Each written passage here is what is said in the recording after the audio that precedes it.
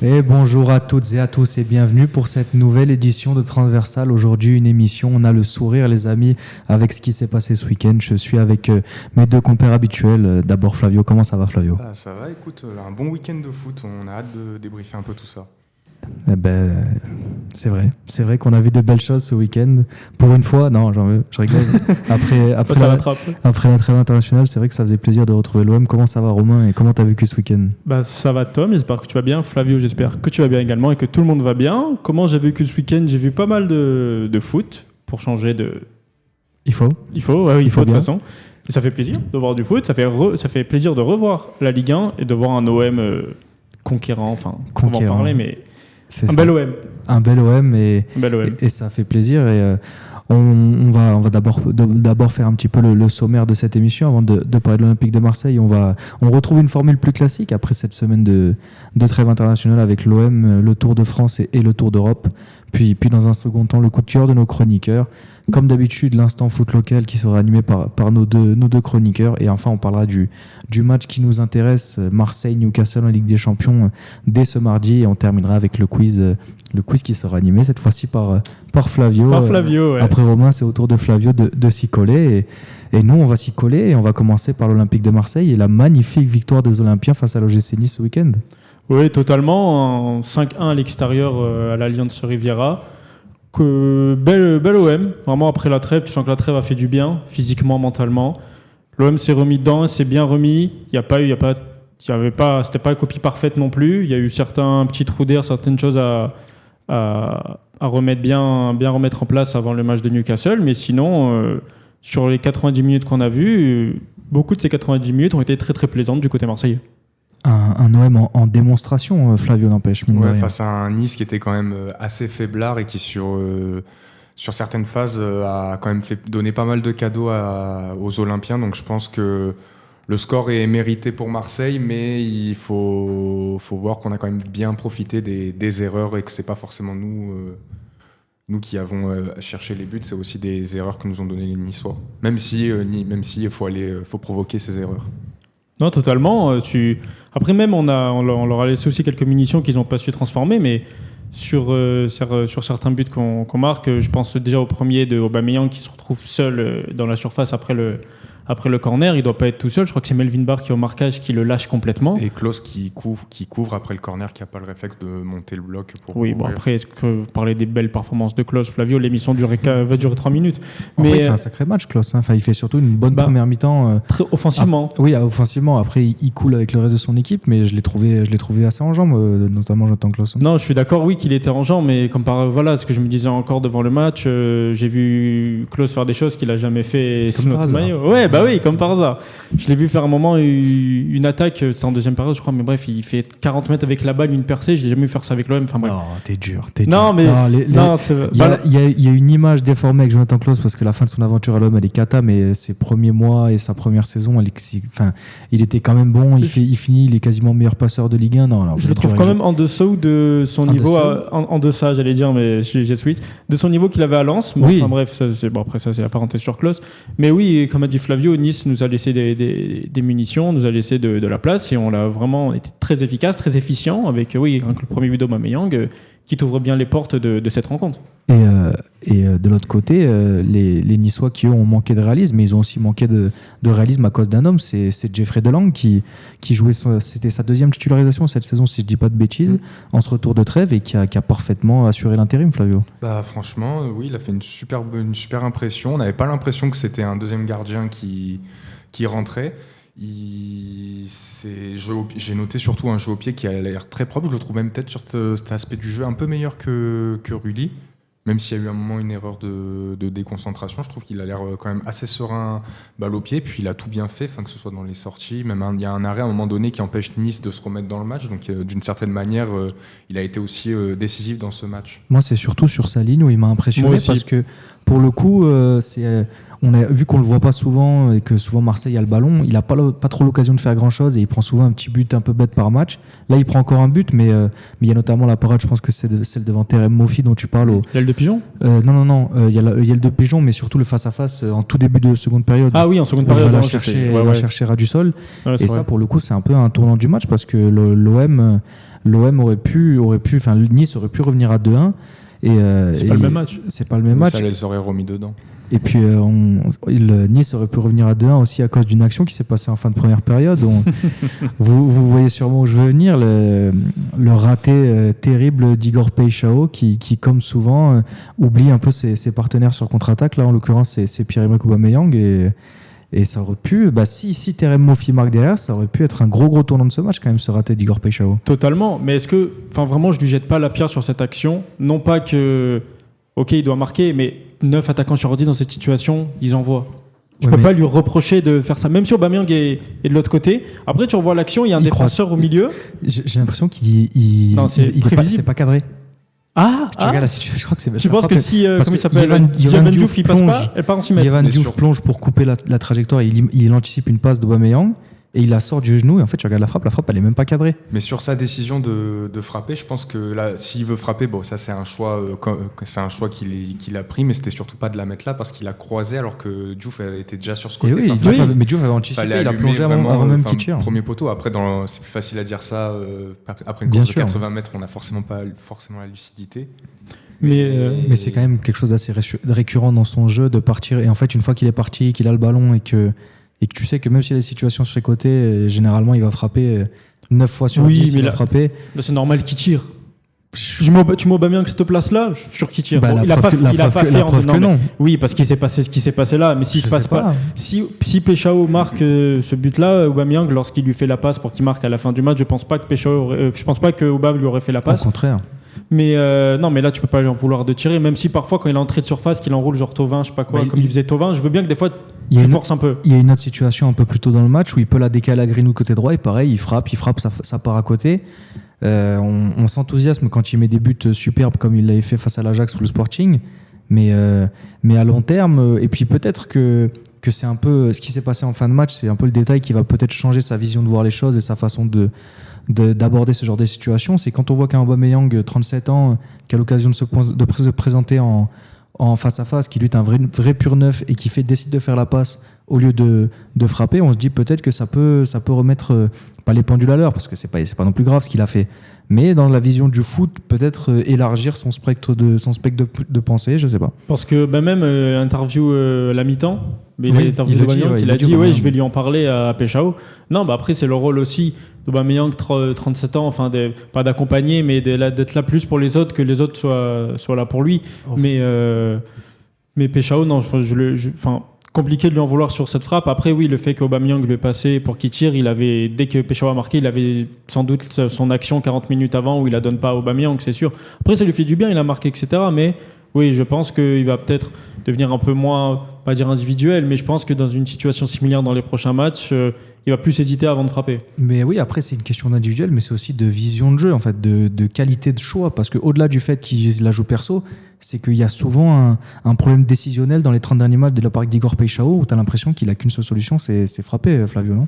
C'est peut-être c'est encore un joueur qui est trop dans ses actions et qui, quand on prend la balle, il a décidé d'aller frapper, il a du mal encore à peut-être lever la tête, prendre l'info ou aller il va à chaque fois tout le temps aller au bout de son idée, ce qui est une qualité, ce qui va forcément nous servir à un moment donné, mais il faut aussi apprendre un peu à varier de temps en temps, à pas toujours penser à juste aller frapper. Après sur Peixao, mis à part cette action, je trouve il fait un plutôt bon match. Il n'est pas si mauvais, il a été très volontaire, surtout dans les efforts. Le fait d'avoir eu un peu moins le ballon, d'avoir beaucoup joué en transition, ça l'a sûrement beaucoup aidé. Donc, moi sur ce match, un moment je l'ai avant, pas trouvé très mauvais. Je l'ai trouvé plutôt bon. Je vais aller dans ton sens parce qu'à un moment avant son action que le face-à-face raté, il fait un beau décalage pour Greenwood quelques minutes avant la mi-temps et il était vraiment dans le schéma de l'action, il était vraiment pas sur l'aile, il était dans l'axe. Donc on va dire entre guillemets en numéro 9 sur le schéma de l'action. Et c'est quelque chose que, pas tout de suite, mais c'est quelque chose que j'aimerais voir. De quoi Igor Peixao en position numéro 9 ? Il avait déjà fait quelque chose où il avait fait à Auxerre, il avait une belle protection de balle, décalage pour se projeter derrière. c'est quelque chose qui m'intéresserait, quelque chose que j'aimerais voir. Et pourquoi pas. Après, on a des attaquants derrière et tant mieux, on va pas s'en plaindre. Mais pêcher en neuf serait quelque chose d'intéressant. Bon, faut déjà qu'il trouve un excellent niveau, de belles habitudes sur son côté, et après essayer de voir ce qu'il donne en neuf. Mais je l'ai mis entre parenthèses, j'y pense, entre guillemets, Peixao en numéro 9. Mais en tout cas, au final, c'est que ça ne coûte rien à personne, parce que Peixao a finalement mis son but, on l'a dit, c'est le passe d'Aubameyang. Oui. Et Pierre-Emerick Aubameyang qui aussi ouvre le score, et on va parler de l'autre, la troisième roue du carrosse, sans que ce soit, comme l'expression veut dire, mais c'est vraiment le troisième, mais c'est loin d'être le dernier. Si on doit faire une composition d'équipe à être mis sur la feuille, c'est Mason Greenwood. Et Mason Greenwood, je pense que vous serez d'accord avec moi, mais c'est le meilleur joueur du championnat de France. Cette saison, du moins, il n'y a aucun doute. Si Mason Greenwood doit être comparé à un joueur en Ligue 1, c'est Ousmane Dembélé et c'est pas Bradley Barcola comme certains essaient de nous le faire croire. Et puis je pense que honnêtement, tu mets Greenwood dans cette équipe du PSG, il finit la saison, il a 30 buts, 15 passes décisives parce que Barcola ne voit plus le terrain peut-être. Déjà parce que Barcola ne voit plus le terrain si Mason Greenwood est là. Et puis en plus du talent exceptionnel qu'il a, il a changé de mentalité, il est plus impliqué défensivement, et là on sent que après une saison de rodage, comme le disait De Zerbi, où il revenait de 2 ans sans faire une saison pleine, là il a compris, il a passé le step, et là pour moi il est prêt pour le haut niveau. Et je pense que malheureusement pour nous, sauf miracle, c'est sa dernière saison à l'OM. C'est ce que je pensais. Ouais. Il risque de partir, et pour le coup, si Mason Greenwood doit partir, l'OM doit pas rater sa vente. Et pour moi, Mason Greenwood aujourd'hui, c'est 100 à 120 millions d'euros, pas moins. L'OM ne doit pas tabler plus bas que ça. Bon, sur Transfermarkt, il vaut 40 millions. Ouais, c'est ça. Mais entre les valeurs Transfermarkt et on voit le prix des joueurs aujourd'hui, si l'OM n'arrive pas à tirer ce genre de 120 millions, peut-être pas, mais au moins 90, grand minimum, parce qu'il faut rappeler que Marseille a que 40%, à 40% du prix sur la revente. Donc si l'OM n'arrive pas à en tirer au moins 80-90 millions, pour moi ce serait une déception. Mais voilà, il faut profiter de Mason Greenwood tant qu'il joue sous les couleurs olympiennes, parce qu'il risque de partir très vite, et on espère que dès demain, face à Newcastle, il cassera tout en Ligue des Champions. Mais ouais, c'est vrai que là face à Nice, je sais pas ce que vous en avez pensé, mais moi j'ai trouvé vraiment qu'il prouvait que c'était un joueur hors norme. Je me suis dit, sur son but ou son deuxième but, le passement de jambe, projeté que ça frappe, je me suis vraiment dit, il a décidé du sort du match. Ouais. Il a vraiment dit. Il a vraiment fait, bon allez, c'est bon, c'est bon, c'était bien gentil, on va accélérer. Passement de jambe. Ouais, mais vraiment. Je me suis levé le dribble, passement de jambe, je me lève. Accélération, j'étais à l'affût, il a croisé, je dis 6 marques, c'est incroyable, et c'est vraiment incroyable. C'est pas un but de classe mondiale, je m'enflamme un peu. Oh, quand même, hein, l'enchaînement est classe mondiale. Mais il va très vite sur son geste. C'est pour ça que, après la défense niçoise, voilà. Mais c'est pour ça que je l'ai pensé, parce que instinctivement, je me suis dit, mais c'est un geste de fou ce qu'il vient de faire. Et oui, comme tu as dit, il est dans une nouvelle dimension maintenant, il défend, il fait les efforts défensifs. Il continue à stater malgré les efforts défensifs. C'est le meilleur buteur du championnat ? C'est le meilleur buteur du championnat. Il a doublé, c'est une stat avancée, il a doublé son nombre de courses à haute intensité par rapport à la saison dernière. Ouais, donc doubler, c'est déjà beaucoup. Oui. Quand tu doubles, oui, c'est pas genre. Ça fait 2 fois, Rome. Non, mais oui, mais dans le foot, c'est beaucoup de doubler. Oui, non, mais bien sûr. C'est pas comme s'il en faisait 1,5 fois plus ou quoi. Oui, il a vraiment fait x2. Ouais. Et malgré ça, après, il a travaillé du coffre aussi, parce que pour faire les efforts offensifs, défensifs, et quand même avoir la lucidité dans le dernier geste pour planter et être le meilleur buteur du championnat, c'est qu'il a dû travailler. Il a dit avec Smaïl Bouabdella, chez nos confrères de Ligue 1+, qu'il avait travaillé. Ronaldo. Ouais. Il a vu la retournée, tu penses, de Ronaldo Non, R9. Ah, pardon. Oui, il parle de R9. Ah oui, c'est vrai, oui. Non, je croyais Ronaldo. Le vrai Ronaldo. Je rigole. Mais oui, il a pris une nouvelle dimension. Et oui, plus je le voyais jouer, plus je me dis, là dans 6-7 mois, c'est. Là, ciao. Là, comme on disait, il est meilleur buteur du championnat avec 10 buts et 3 passes décisives. Donc, tu confirmes la saison de l'année dernière. Donc, t'as tout pour qu'il. Je m'enflamme, c'est Greenwood, pardon, tu m'excuseras. T'as tout pour qu'il parte pour une somme astronomique à condition de bien le vendre. Mais oui, j'ai rarement vu, même si j'ai pas vu toute l'histoire de l'OM, un joueur de cette trempe-là, de cette qualité-là avec le maillot olympien. Mais sur le joueur, je trouve qu'à l'OM, avant ce match et cette période, il avait un peu 2 phases. La première phase où avec le ballon, où il jouait que quand il avait le ballon, il était extraordinaire. Mm-hmm. Là, depuis le début de saison, il a eu une phase aussi où il statait moins, mais dans les efforts défensifs, il était toujours là, toujours présent, toujours dans les courses. Et il a d'ailleurs été salué plusieurs fois par Roberto De Zerbi, qui le défendait à chaque fois, qu'on disait oui, maintenant Greenwood, il state moins. Et maintenant, il est en train un peu d'allier les deux. Et s'il arrive à allier ça et à garder ça jusqu'à la fin de la saison, ça va être Real Madrid, joueur, je crois. Non, peut-être il va bench Mbappé, voilà, je te le dis maintenant. Mais le Real Madrid n'a pas vraiment d'ailier droit, hein, mais... Après non, que le Real n'écoute pas cette émission. Sur un départ de Greenwood, je serais un peu plus sceptique parce que avec son affaire, je suis pas sûr qu'en Angleterre, il ait une super cote et qu'il y ait des clubs qui soient prêts à mettre le débat est déjà lancé en Angleterre. Ouais. Ah ouais. Déjà que le débat était carrément clos. Là, ça commence à reparler sélection. Dès que t'es un peu performant, l'extra sportif, on l'oublie. Ouais, on l'oublie assez rapidement. Ça à voir, mais parce qu'à part l'Angleterre, qui serait capable de mettre 90? On rigole, mais le FC Barcelone ou le Real Madrid. Parce que le Barça, on sait qu'économiquement, c'est pas non plus la folie. Le Real serait capable. Oui, mais il est meilleur que Yamal, donc bon, c'est pas vrai. Mais oui, non, c'est vrai que franchement, Mason Greenwood, c'est assez impressionnant ce qu'il fait. Et puis, comme tu disais, Flavio, en fait, moi, je trouve que ça prouve une intelligence, une compréhension du jeu de sa part, de savoir alterner entre le moment où il dit bon, là, faut que je m'y mette, et quitte à faire un peu moins d'efforts, l'équipe est en difficulté, il faut que je claque mon but. Alors que dans un match qui est plus dur, on se dit bon, il y a la place, il faut que je sois plus impliqué dans le collectif, savoir alterner les deux. Pour moi, c'est pas un problème, même si bon, s'il marque, qu'il fait des passes décisives et qu'en plus il défend, il y a pas de souci. Moi, je prends aussi. Mais s'il alterne et qu'il sait choisir ses matchs, pas dans le sens où un match il a envie, un match il a pas envie, mais choisir, voilà, exactement, la lecture du match. Bravo Flavio, franchement tu m'impressionnes. Donc s'il arrive à avoir la bonne lecture du match à chaque fois, même s'il marque pas tous les matchs, mais qu'il soit à l'avant-dernière passe ou même les efforts défensifs en fait, c'est ce que qu'il fasse que le jeu demande, ça, franchement, mais ce que je soulignais, sky is the limit. Ce que je soulignais, c'est surtout qu'il arrivait à faire les deux en même temps. C'est ça qu'en fait je soulignais, c'est qu'il arrivait à allier les deux en même temps, et ça c'est quand même un truc plutôt rare. Il y a beaucoup d'attaques, enfin je connais pas énormément d'attaquants capables d'allier effort défensif et d'être décisif sur un match. J'en connais un, il est géorgien, il est à Paris, mais pour te dire à quel point on compare Greenwood à Kvaratskhelia par exemple, tu vois, donc ça prouve qu'on le compare pas à Barcola. Pardon, on arrête avec Barcola. C'est la dernière, Bradley. Non mais après, si on est un peu honnête, de toute façon, Mason Greenwood, sans ses affaires extrasportives, jamais de la vie à l'OM. Oui, ça... Là où il est à Manchester, il est au Real Madrid. Et jamais de la vie, un certain Bukayo Saka voit le maillot des Three Lions. Si je puis me permettre. Non. T'abuses. Tu te rappelles Gaël Cliché dans le Zacron Libre? Tu vois Lassana Diarra? Tu vois un tel? Abu Dhabi, c'était les deux joueurs en un seul. Greenwood, c'est pareil. Ouais, non, mais c'est clair. Ce serait Saka et qui, Greenwood? Saka et Palmer. Rien à foutre, Flavio. Okay. Saka avec le fait de les courses tranchantes, explosivité sur l'aile et la qualité de pied de Palmer. Non, c'est un joueur total. Mais bon, de là à dire que Saka n'aurait jamais été sélectionné, je sais pas si j'irai jusqu'à ces extrémités-là, Romain. Et on va terminer cette petite page sur ce match face à l'OGC Nice. On rappelle victoire 5-1 de l'Olympique de Marseille, avec le retour de Benjamin Pavard, le retour entre guillemets du vrai Benjamin Pavard. Lui qu'on avait vu un peu en dedans ces dernières semaines et avant la trêve, qui avait connu des moments un peu difficiles. Là, il commence à retrouver vraiment un bon niveau. Benjamin Pavard, on l'a vu beaucoup mieux face à Nice. On en a besoin surtout. C'est ça, au meilleur des moments. On en a besoin parce que là, il y a Newcastle demain. Aguerd, on a vu via des vidéos sur les réseaux sociaux qu'il est en train de... Il se réentraîne avec le groupe, mais c'est vraiment pas... Je suis même pas sûr qu'il soit dans le groupe. Roberto De Zerbi l'a dit en conférence de presse, il sera pas là, mais on en reparlera dans une partie d'émission. Mais oui, non, pour revenir sur Pavard, ça fait du bien. L'attaque niçoise, il y avait le duel Mofi-Balerdi qui prenait beaucoup de place et Pavard avait peut-être un peu plus de liberté, on va dire, défensive. Lorsque Mofi allait que sur Balerdi, Pavard avait peut-être plus de place. Mais plusieurs fois, il fait un retour défensif en première mi-temps où il le célèbre comme un but, et il a totalement raison de célébrer ça comme des buts. Je prends ça comme des buts marqués, certains retours défensifs, même des arrêts de gardien.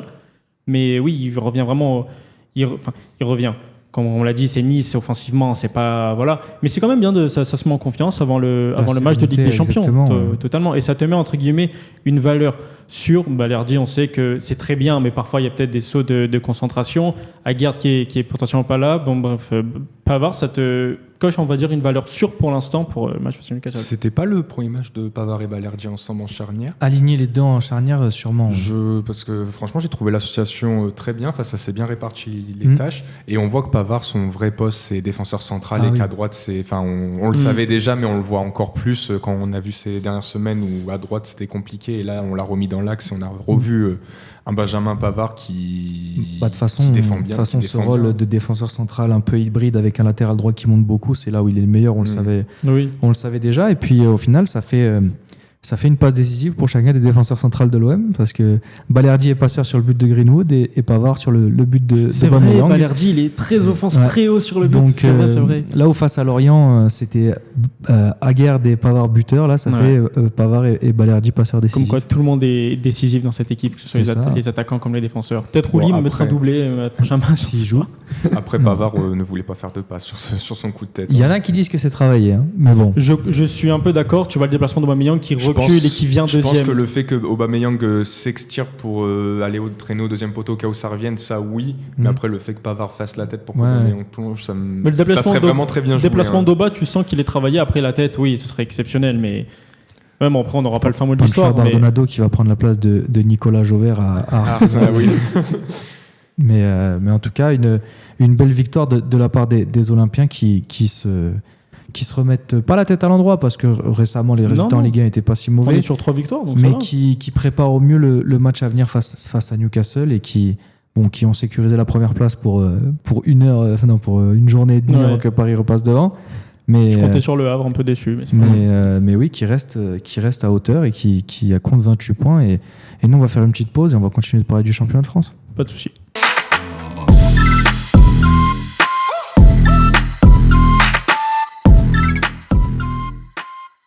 Et on est de retour avec nos chroniqueurs pour parler du championnat de France avec un Olympique de Marseille qui a du coup terminé ce week-end à la 2e place vu que le PSG a récupéré sa place de leader en s'imposant facilement face au Havre avant que la neige tombe sur Paris. Je ne sais pas si vous avez vu les images. Oui, il y a des batailles de boules de neige, des choses comme ça. C'est génial. Donc c'est super. Super, j'adore ça. Donc voilà, Paris qui récupère sa place de leader. Bon, face au Havre à domicile, on n'avait pas trop de doute non plus de voir les Parisiens s'imposer. Mais à part ce match, il y a eu des bonnes petites affiches ce week-end dans notre championnat, des résultats un peu surprenants, d'autres un peu moins. Et on va commencer par le match qui nous intéressait, je pense, le plus en tant que Marseillais. C'était ce Lens-Strasbourg, duel au sommet. Et une nouvelle fois, les Lensois qui continuent sur leur belle dynamique en s'imposant face aux Alsaciens. Totalement. Strasbourg qui grimace encore face aux gros. C'est regrettable pour eux, mais même d'un point de vue marseillais, on ne voulait pas que Lens s'impose pour leur mettre à distance, etc. Mais même d'un point de vue footballistique, un Lens-Strasbourg cette saison, c'est quand même quelque chose de... Ouais, sur le papier, c'est une très belle affiche. C'est quelque chose de plaisant à regarder. Donc oui, comme Lens s'est imposé 1-0. Mais Lens qui enchaîne bien, qui même nombre de points que l'OM. Strasbourg, oui, comme on l'a dit, qui face au gros n'arrive toujours pas. Ouais. Et preuve en est avec leur duo d'attaquants et Mega Panicelli qui n'était pas trop en symbiose sur ce match. Je sais pas ce que tu en as pensé de ce match. Ils ont été bien bloqués par la défense. La très grosse défense de Lens. Ouais. Par la défense de Lens aussi, faut le dire. Mais l'association des deux, c'était un peu bizarre avec Emega dans l'axe et Panicelli un petit peu plus sur le côté, souvent à gauche. Ça, j'ai trouvé ça un peu bizarre. J'aurais peut-être plus inversé à la limite, mettre Emega sur un côté et Panicelli vraiment en point de fixation. Après, t'as deux joueurs qui n'ont pas trop joué ensemble, qui doivent se découvrir, et un Emega qui revient encore de blessure, même s'il a été décisif sur ces 2 derniers matchs. Donc, on va pas leur jeter la pierre. Mais c'est vrai que Strasbourg, offensivement, n'a pas montré grand-chose. Lens n'a pas trop été inquiété sur le match. Hein. Non, ils auraient même pu ouvrir le score dès le début. Thauvin qui manque un face-à-face, mais vraiment à 40 secondes de jeu. Je ne veux pas dire que ça aurait changé le match, mais bon, mettre un but à 40 secondes, c'est toujours quelque chose d'important. Et même, surtout dans les 5 dernières minutes de la première mi-temps, Lens aurait vraiment pu ouvrir le score parce qu'à la mi-temps, il y a 0-0. Et oui, on voyait des Strasbourgeois, on les a même sentis un peu tendus. La preuve avec Valentine Barco qui se prend un carton rouge, un rouge direct, je crois en plus, il me semble, il prend un rouge direct. Rouge direct, ouais. Bah, après le rouge direct, ce carton rouge vient après l'ouverture du score de Lens, mais Strasbourg s'est un peu réveillé avant cette ouverture du score de Lens, mais Lens sur un coup franc, la remise de la tête de Mathieu Hudol pour le jeune Ismaël Gagnou qui disputait son 2e match en Ligue 1. Le premier, il avait pris carton rouge lui aussi, donc comme Aïd Boudla, Rennes OM, c'est ça. Et là il est buteur et il offre la victoire à Lens, une victoire importante pour les Lensois pour rester dans le mix en haut du classement. Et mine de rien, Lens qui continue malgré un effectif, on l'avait dit, qui n'est pas non plus pléthorique. Il y a des bons joueurs, mais quand on voyait le mercato cet été, les joueurs qu'ils ont perdus les saisons précédentes, on les imaginait pas à ce niveau-là. Ah non, du tout. Et ils continuent avec des recrutements intelligents à chaque fois. Et là, aujourd'hui, Lens, ils sont bien lancés. Et Et franchement, j'ai du mal à voir cette équipe de Lens baisser le pied, tant c'est solide. Ils ont une assise, je crois que c'est la meilleure défense de Ligue 1, si je dis pas de bêtises. En termes de buts encaissés ?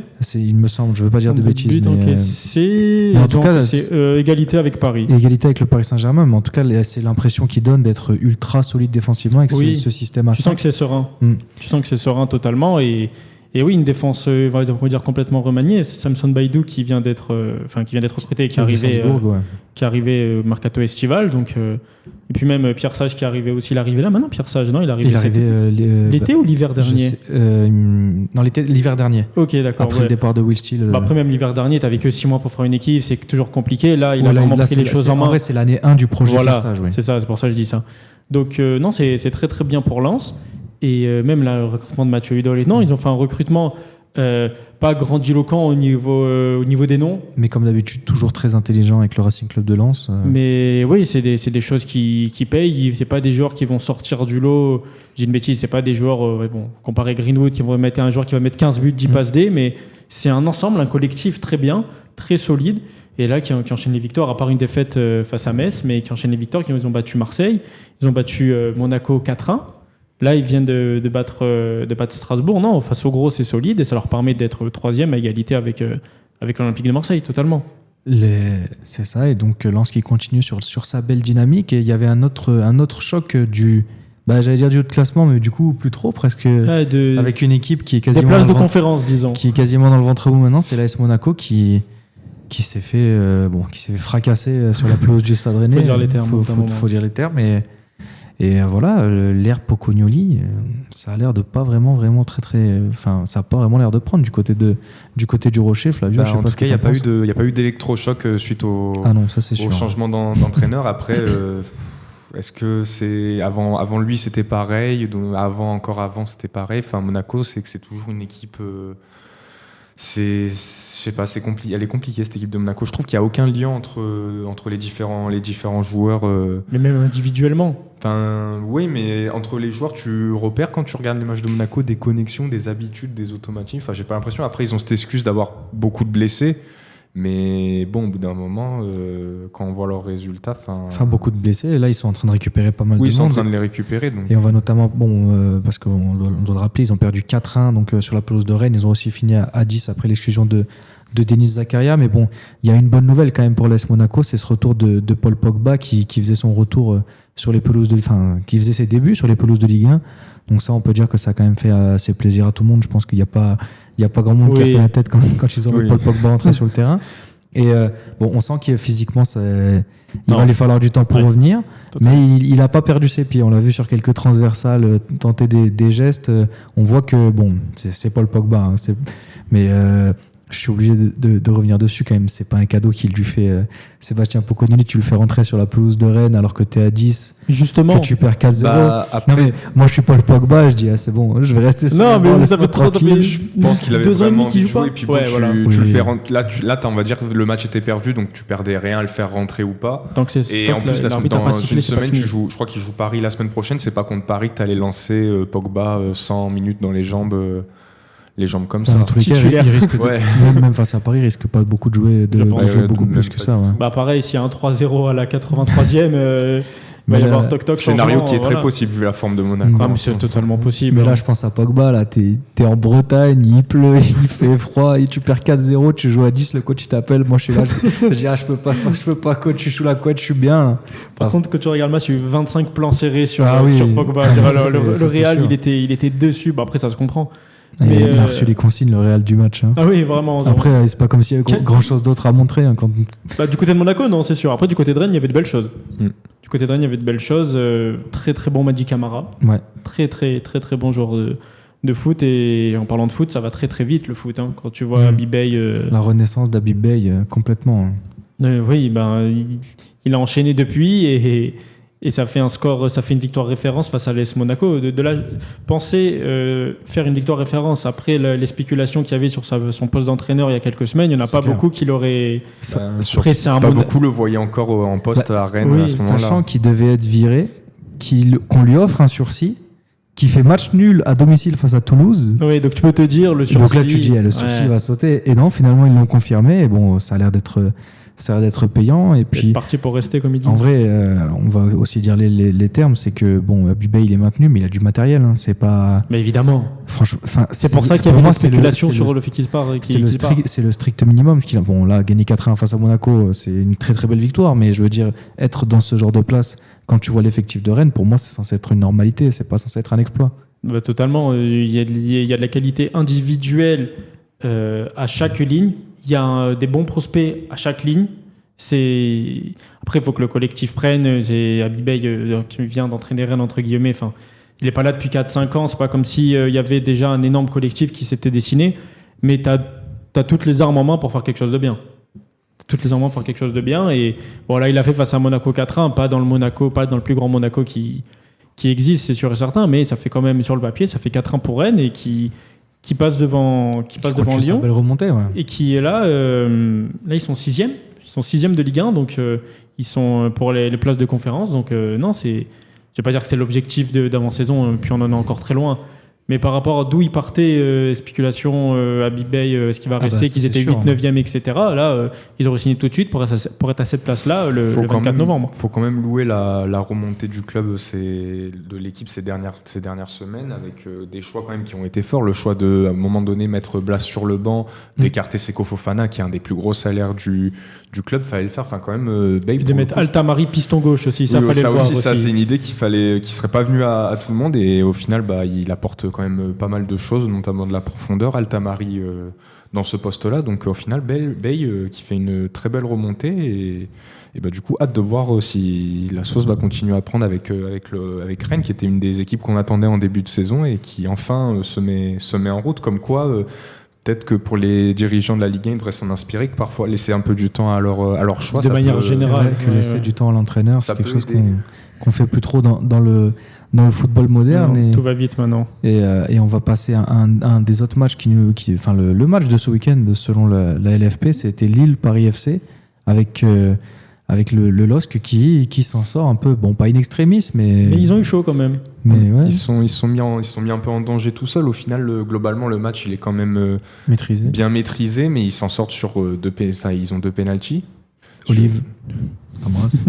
Tu nous écoutes, Olivier, on sait que tu nous écoutes. Sur deux pénaltys, et ils ont failli au final à la fin du match se mettre un peu le feu tout seul, alors qu'on pensait que le match était maîtrisé et gagné. Mais plus que sur Lille, j'ai bien aimé aussi le match en lui-même, avec une équipe du Paris FC qui n'a pas voulu jouer petit bras, qui a vraiment essayé de jouer, alors qu'en plus ils avaient Maxime Lopez qui était absent, qui est le joueur par qui tous les ballons passent dans cette équipe, avec Vincent Marchetti qui défensivement quand même est impliqué en mal, mais qui offensivement a vraiment apporté dans cette équipe du Paris FC. Je sais pas si tu as vu le match, et ce que tu en penses toi, Romain. J'ai pas vu le match. Alors, c'est pas vrai. On passe au match suivant. Non, c'est pas vrai.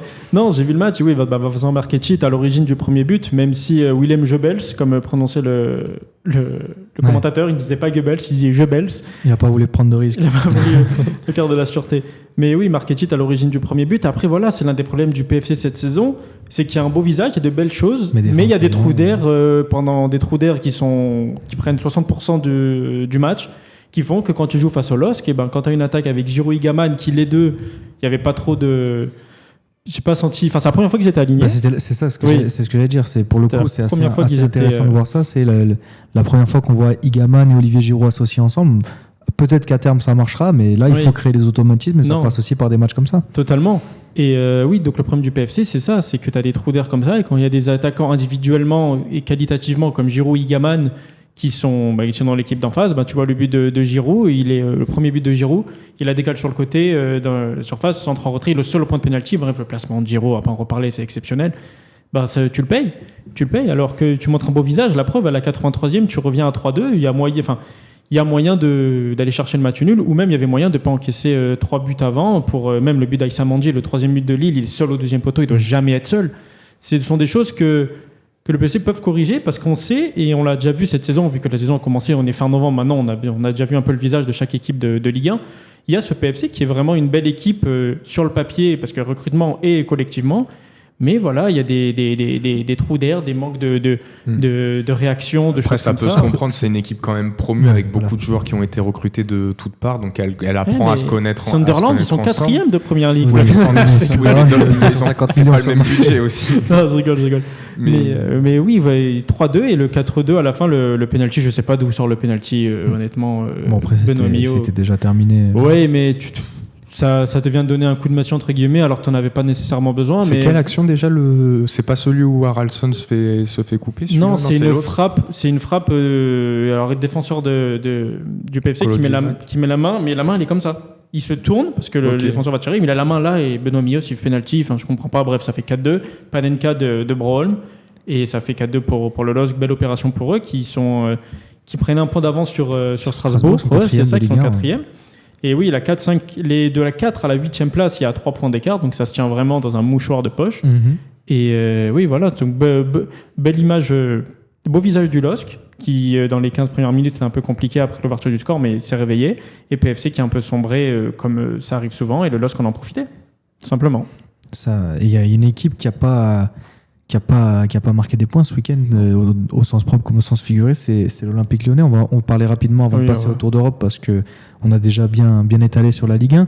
Lyon qui perd encore des points face au dernier de Ligue 1, un nouveau match insipide de la part de l'Olympique Lyonnais qui, on le répète depuis plusieurs semaines maintenant, mais n'a pas d'attaque. Pas d'attaque, Satriano, voilà, on connaît Satriano. Et le pire dans ce match, c'est que Auxerre peut avoir des regrets. C'est pas Lyon. Si tu prends que le match en occultant le nom des deux équipes, c'est Auxerre qui a perdu des points et Lyon qui en a rapporté. Ils ont un but refusé pour. C'est un hors-jeu de Sekoumara ou une faute. Une faute de Sekoumara. Ou une nouvelle fois, c'est assez discutable. Ça peut siffler, ça peut ne pas siffler. Mais c'est vrai qu'au final, si ça fait 1-0 pour Auxerre, c'est pas un scandale. Oui, au final, quand tu rentres dans le vestiaire, c'est plus Lyon qui sourit du match nul que Auxerre, alors qu'avant coup, personne ne l'aurait parié. Même si Lyon, c'était l'équipe C, déjà que l'équipe A, individuellement, très compliqué, elle a pas mal d'absents. L'équipe C, et quand même, il y avait un Namasso qui était bien en jambes du côté auxerrois, Morera aussi du côté lyonnais. Mais bon, oui, quand tu vois le match, Auxerre aurait pu gagner, pas aurait dû, c'est un peu gros, mais aurait pu gagner. Et Lyon qui s'en sort vraiment bien. Et au final, ça fait 0-0 entre Auxerre et l'Olympique Lyonnais. Et nous, on va passer au Tour d'Europe avec cette fois-ci la Première Ligue et un match qui intéressait tout particulièrement les fans de l'Olympique de Marseille, puisque Newcastle recevait Manchester City. Et les Magpies ont fait le travail à la maison et ont su se remettre la tête à l'endroit, qui enchaînaient les mauvais résultats en Première Ligue ces dernières semaines. Là ils ont tapé fort du poing sur la table, les Anglais. Totalement. Tu bats un Manchester City qui revient de mieux en mieux. C'est pas le Manchester d'il y a 4-5 mois. Après, belle équipe, enfin Tottenham, n'importe quoi. Tottenham, belle équipe aussi, mais bref, Newcastle, même s'ils en ont pris 4. Newcastle, belle équipe. Ils sont tombés sur un grand Donnarumma aussi, parce qu'il y a eu pas mal de parades, même s'il a fait quelques erreurs, du portier italien. Mais oui, Newcastle qui se remet entre guillemets la tête à l'endroit avant le match de l'OM, sachant que même en Ligue des Champions, ils sont bien. S'ils là en plus se remettent à l'endroit face à City, c'est pas un scénario qu'on aurait signé, c'est pas un scénario qu'on aurait envisagé, qu'on aurait aimé voir du côté marseillais. Ouais, ils ont fait un très bon match, surtout que City n'a pas été mauvais du tout, même si on aurait pu attendre plus de certains joueurs à certains moments, comme peut-être Cherki ou Foden, qui ont été bons, mais sans non plus être sortis du lot. Être transcendant. C'est donc puis ils ont été cliniques avec leur impact physique qu'on connaît, parce que ils ont un milieu très costaud avec Tonali, Joelinton et Guimaraes. Donc c'est un milieu qui a fait très mal aux Citizens, et dès que ça récupère, ça a explosé vite vers l'avant avec Barnes et avec leur attaquant Voltmade. Barnes, auteur d'un doublé, deux beaux buts, deux vrais buts d'attaquant. Avec deux belles frappes. Non, le deuxième, c'est l'espèce de talonnade en l'air. Mais par contre, le deuxième, avant, j'ai revu ça sur plusieurs angles. Donc la VAR a sûrement eu d'autres angles, mais j'ai l'impression que Guimaraes, sur sa remise de la tête, au départ, il est hors jeu avant de recevoir le ballon. Quand il y a la première remise de la tête de je sais plus quel joueur de. Il me semble pas. Je crois qu'il. Pour l'avoir vu, moi, c'est vraiment léger, mais. Mais j'avais vraiment l'impression que Guimaraes était qu'on voyait quand même nettement sur l'angle montré à la télé que Ruben Dias était un peu devant Guimaraes. Et d'ailleurs, un match qui s'est décidé en 5 minutes, parce que les 3 buts sont inscrits entre la 65e et la 70e minute. Et Manchester City qui réussit Newcastle qui réussit un exploit dans ce match. Ne pas encaisser de but de la part d'Erling Haaland, c'est que le deuxième match cette saison, il ne marque pas. Pourtant, il a failli marquer. À un moment, une passe en retrait, il a un plat du pied, mais Nick Pope, qui fait à peu près 6,50 m, il a fait ça. Après, je pense que Nick Pope en futsal, je nous préfère vraiment jouer contre un mur. On est un mur dans les cages, c'est pareil, mais ouais, il la sort bien. Puis sinon, à part ça, Haaland, à un moment, il met une tête aussi, il va la chercher, un centre de Foden, il va la chercher la tête, mais Pope était dessus aussi. Et sinon, on ne va pas dire transparent pour le Norvégien, mais. Et oui, c'est un des nombreuses mauvaises caractéristiques d'Haaland. Quand ton équipe n'a pas la balle ou alors qu'ils sont un peu dominés, c'est compliqué. Après, sur ce match, j'aurais pu avoir beaucoup plus de buts. Il y a les gardiens qui ont fait énormément d'arrêts. Donnarumma en a fait quelques-uns, même sur la première qu'il offre à Barnes, qui joue d'ailleurs un peu mal le coup, je trouve. Il s'y attendait pas, sans doute. Oui, je pense aussi. Mais donc, ouais, ce match, si à la mi-temps, on me dit qu'il y a déjà 3 ou 4 buts de part et des deux côtés. En tout, ça me choque pas, quoi. Les gardiens, ils ont vraiment repoussé l'échéance. Un beau match.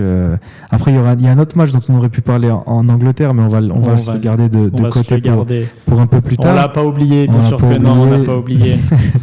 Et donc là, c'est une saison assez bizarre quand même en Première Ligue, juste pour terminer là-dessus, avec Liverpool qui sont 15e et 11e, je sais plus. Ils sont 11e, Manchester est 10e, Tottenham est 9e. Tu prends les 6 premiers, il y a Aston Villa, Crystal Palace, Brighton. Et Newcastle qui était 15e avant cette rencontre, qui là ils sont 14e.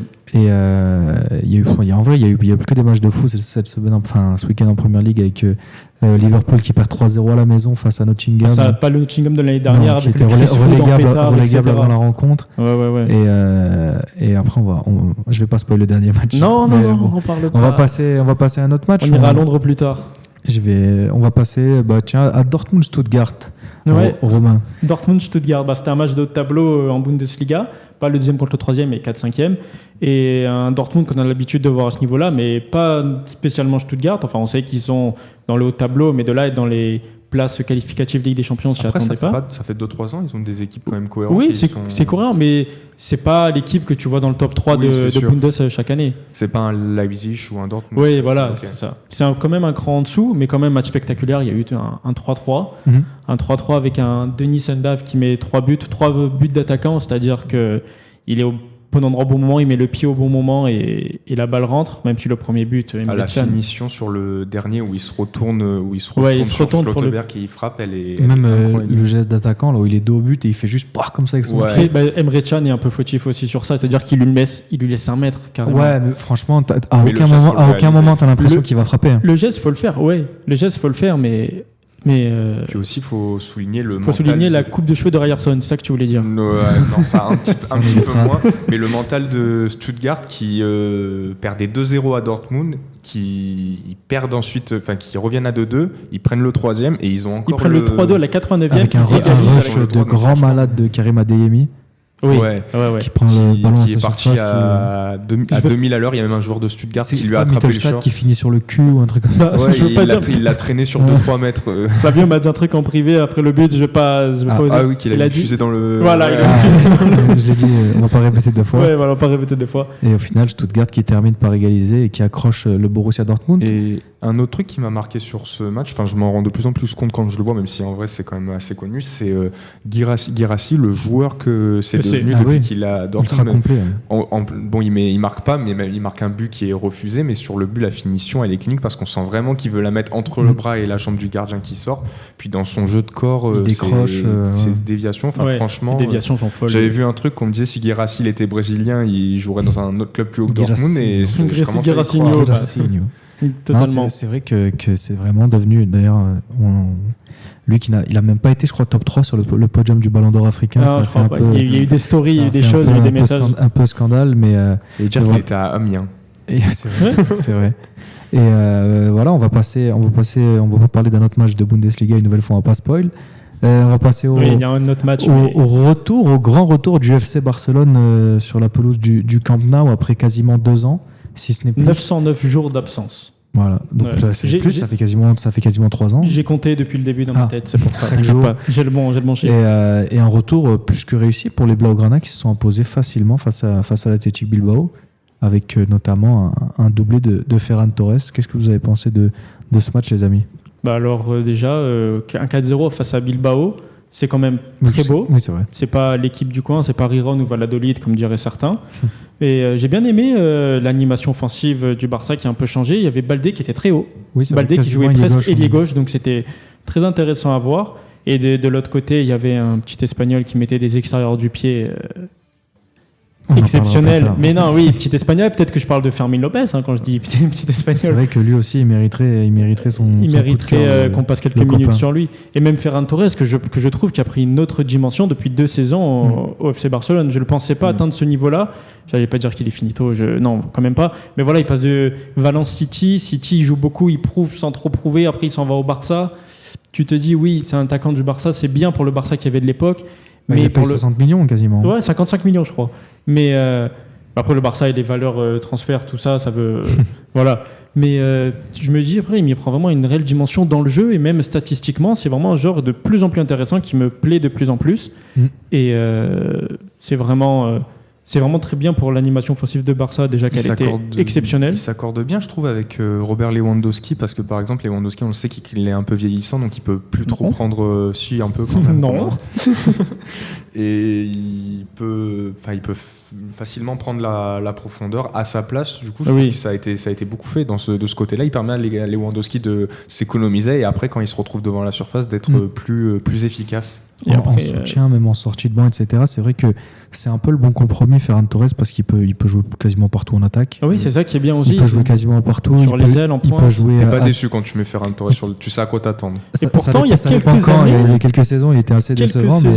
Tu soufflais quand tu le voyais jouer. Et vraiment, tous les Barcelonais étaient vraiment en mode pourquoi il y a Ferran Torres qui dégage de mon club. Mais là, c'est vrai qu'il a que 25 ans. D'ailleurs, je viens de le revoir. Non, il a que 25 ans. C'est pour ça que j'en parle là aussi. Il peut jouer à deux devant, il peut jouer tout seul. C'est vrai qu'il fait beaucoup de bien, Ferran Torres. Mais il y a un autre joueur qui a fait beaucoup de bien au Barça. C'est pas forcément un joueur du Barça, c'est Unai Simon. Unai Simon, on en parle souvent. Bon, on parle pas souvent d'Unai Simon. Je veux pas mentir. Mais en privé, on en parle souvent. Mais quand on en parle quand même en bien du gardien espagnol qui est normalement une valeur sûre du championnat. C'est lui le titulaire de la Roja. Il est titulaire, c'est lui le gardien de l'Espagne. Et là, il est complètement passé au travers de son match avec 2 ou 3 fautes de main sur le même match. Franchement, j'en ai 2 en tête. Ouais, sur les 2 buts, sur le but de Lewandowski le premier et sur celui de Ferran Torres, on l'a pas retrouvé, Unai Simon là. Enfin, j'ai trouvé son match vraiment mauvais. Surtout que quand tu es Bilbao, que tu as le Barça en face, il faut que tu aies un grand gardien. En tous les cas, c'est pas comme si tu te trouves face à Elche. Que tu pouvais passer à côté de ton match face à Elche, tu joues face au Barça avec leur animation offensive, t'as pas le droit de te trouver. Tu peux te trouver une fois, mais pas 3, etc. Non, tu vas pas recommencer. Non, je vais pas aller plus loin que ça, mais oui, si en plus le Barça offensivement c'est très fort, c'est très fluide, sa coulisse c'est magnifique. Ton gardien derrière qui fait pas le taf, tu peux avoir une défense de fou, mais s'il y a une frappe cadrée, ça en arrive à faire des 4-0. D'ailleurs, ça finit et tu perds 4-0 avec en plus Oyan Sanset qui est censé être ton meilleur joueur, ton maître à jouer, qui décide d'envoyer une grande balayette. Je crois que ça Fermín López, vraiment, il pas de bêtises.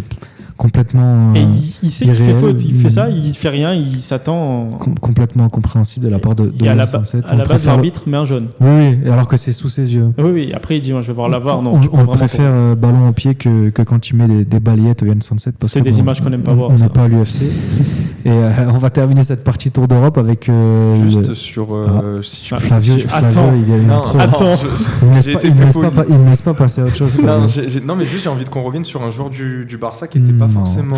Ok, bon, allez, on reviendra pas sur lui. Si tu me parles d'Eric Garcia, je te préviens, on passe à autre chose. Bon, on passe à autre chose. Non, sérieusement, je l'avais pas trouvé intéressant. Enfin, j'avais jamais joué dans le milieu et je trouve qu'il s'est super bien adapté. Et bon, ce sera pas une solution viable parce qu'il y a Pedri et De Jong qui vont revenir et il ne passera jamais devant ces 2 joueurs-là. Mais en replacement ou en repli, tu peux le mettre un peu n'importe où. J'ai l'impression qu'il déçoit jamais, rarement. C'est le Ferran Torres de la défense de.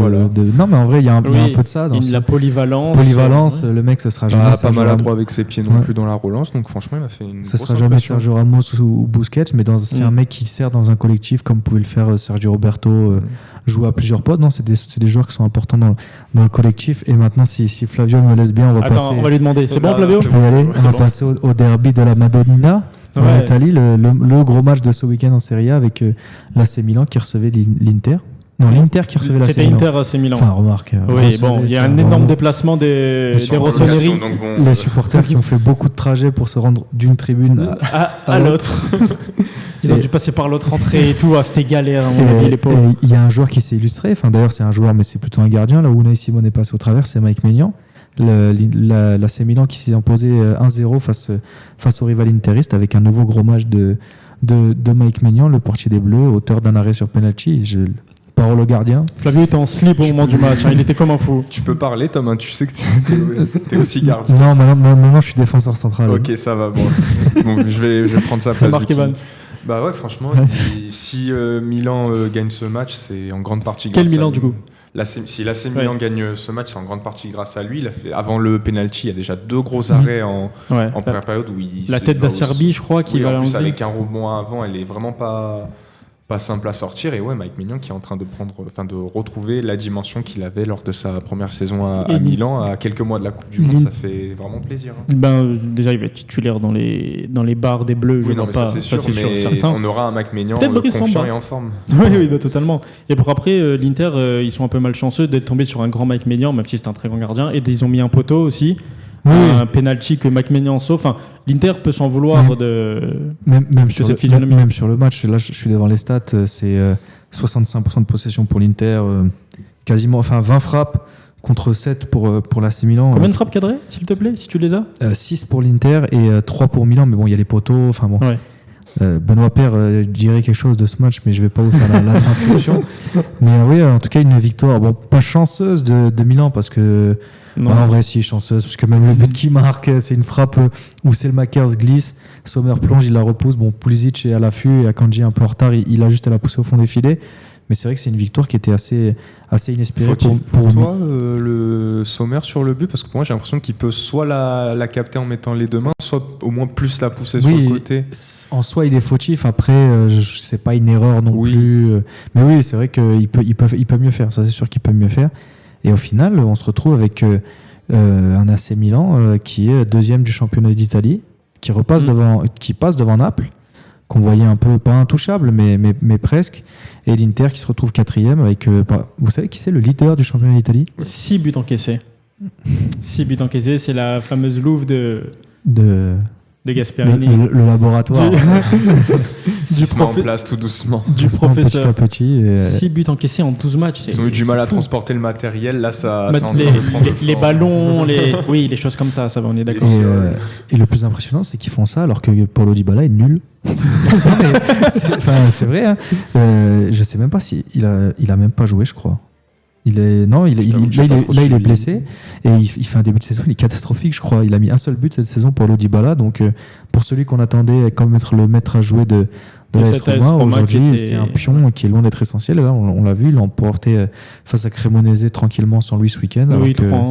Alors que là, il y a quelques semaines à domicile face au Torino, ça faisait un partout avec un Paulo Dybala sur la pelouse. Donc voilà, un petit clin d'œil à la Serie A qu'on avait un peu abîmé en début de saison. Oui, petit aparté aussi, si vous avez remarqué lors de Inter AC Milan, les joueurs étaient dotés d'une marque rouge sur le visage. C'était en soutien pour les femmes victimes de violences. Donc quelque chose de très noble de la part de la Serie A. Donc voilà, c'était pas Rabiot qui s'était battu encore une fois. J'ai cru que tu allais partir sur un autre sujet, Flavio, j'ai eu peur. Oh là là, ça allait être fini. Ça y est, on a les rideaux, ça y est, ça va être fini. Il fallait rendre les micros et tout, Flavio, tu m'as fait très très très peur. Mais oui, en tout cas, une belle initiative de la part de la Serie A qui va peut-être redevenir un championnat intéressant si c'est possible de regarder les matchs en Romain. Mais nous, voilà, ce petit tour d'Europe, nous on va faire une petite pause et on revient tout de suite pour le coup de cœur des chroniqueurs.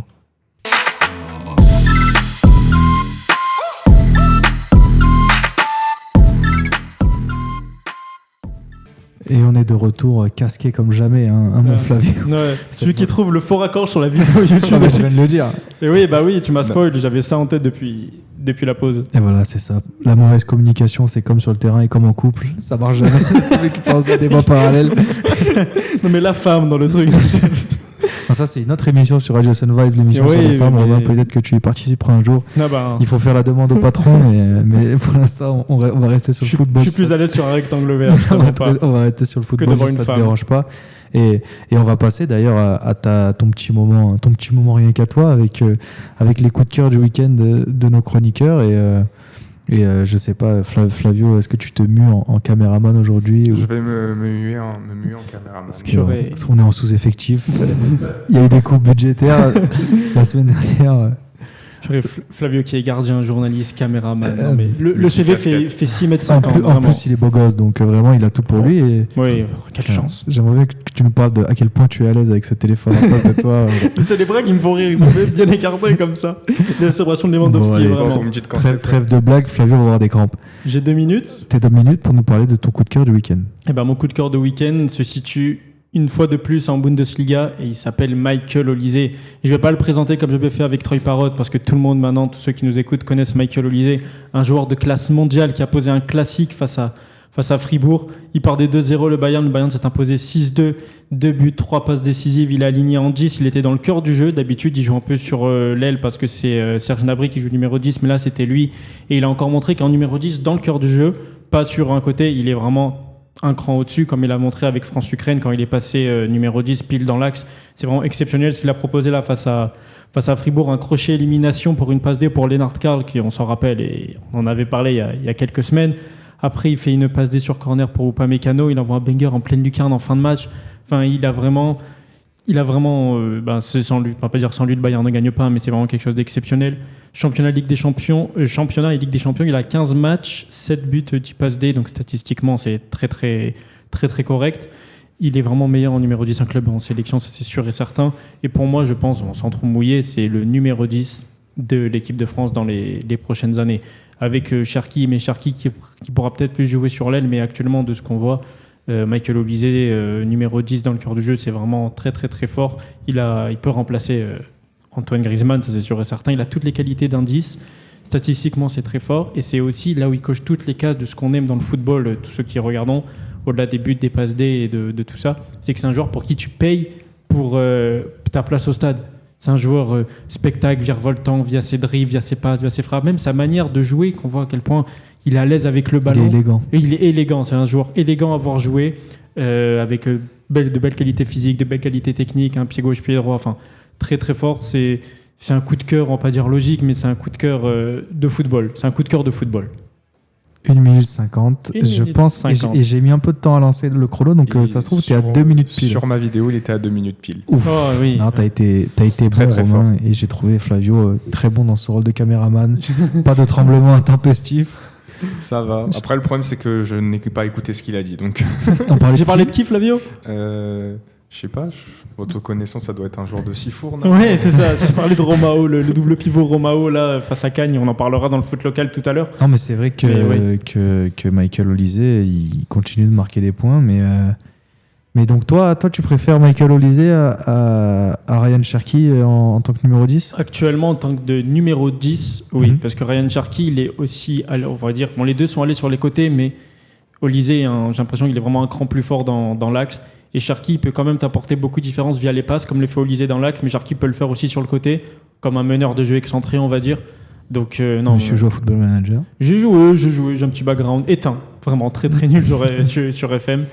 Mais oui, c'est pour ça que je vois Michael Olise titulaire Bon, titulaire, oui, c'est sûr, mais je vais dire numéro 10 dans les prochaines années en équipe de France, titulaire indiscutable à la Antoine Griezmann, vraiment.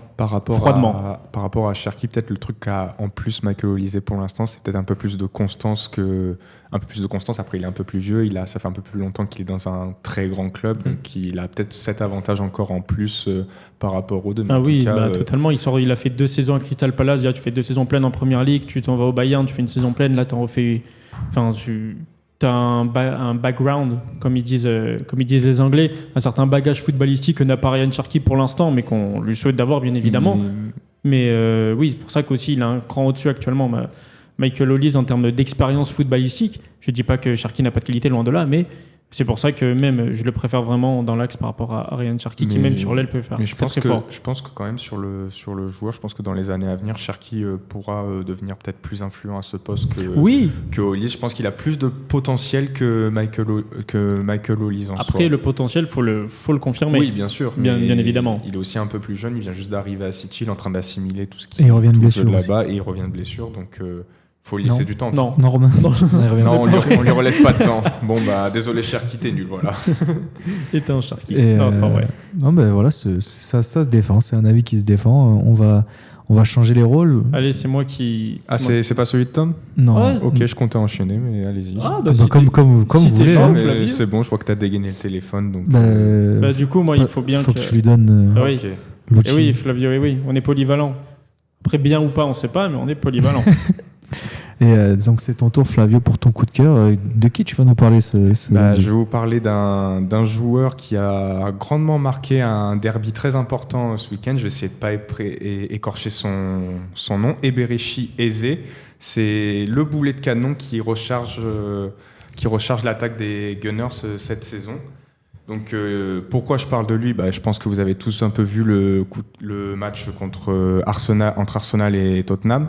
Il met un triplé, ce qui est une première dans un North London derby depuis 1970. Et c'est un joueur qui a grandement contribué qui contribue grandement à la bonne saison des Gunners de par la variété de profils qu'il apporte devant. On connaît beaucoup Arsenal. Les dernières années, c'était souvent bloqué sur, on va dire, le côté droit avec Odegaard et Saka qui jouaient beaucoup entre eux. Et quand un des deux était moins en forme et l'autre pas là, souvent c'était plus compliqué pour Arsenal. Le fait là maintenant d'avoir un Eze qui peut soit remplacer comme maintenant Odegaard dans le milieu à 3 ou quand Odegaard est là, le faire jouer à gauche, ça rend Arsenal beaucoup moins lisible en phase offensive et ça permet vraiment dans la construction du jeu aux défenses d'être beaucoup moins concentré sur le côté droit et de pouvoir même libérer Saka ou même lui être décisif. Donc là depuis quelques jours il joue il stade pas tant que ça depuis qu'il est à Arsenal, mais aussi parce qu'il a beaucoup remplacé Odegaard qui est blessé. Donc il est qu'à 5 buts et 3 passes D, mais déjà il y en a eu 3 hier qui sont puis on le voit, c'est un joueur qui est virevoltant, qui sait faire passer, qui sait marquer, qui est créatif. C'est aussi ça qui manquait un peu à Arsenal, des joueurs créatifs. Donc c'est un joueur qui m'a vraiment plu hier et que j'ai hâte de suivre dans l'année qui vient et qui est capable de faire de très très belles choses avec cette équipe d'Arsenal, je pense. J'ai oublié de prendre le temps, Romain. 1,50. Oh ça va, t'es dans les temps. 1,50. On est bien.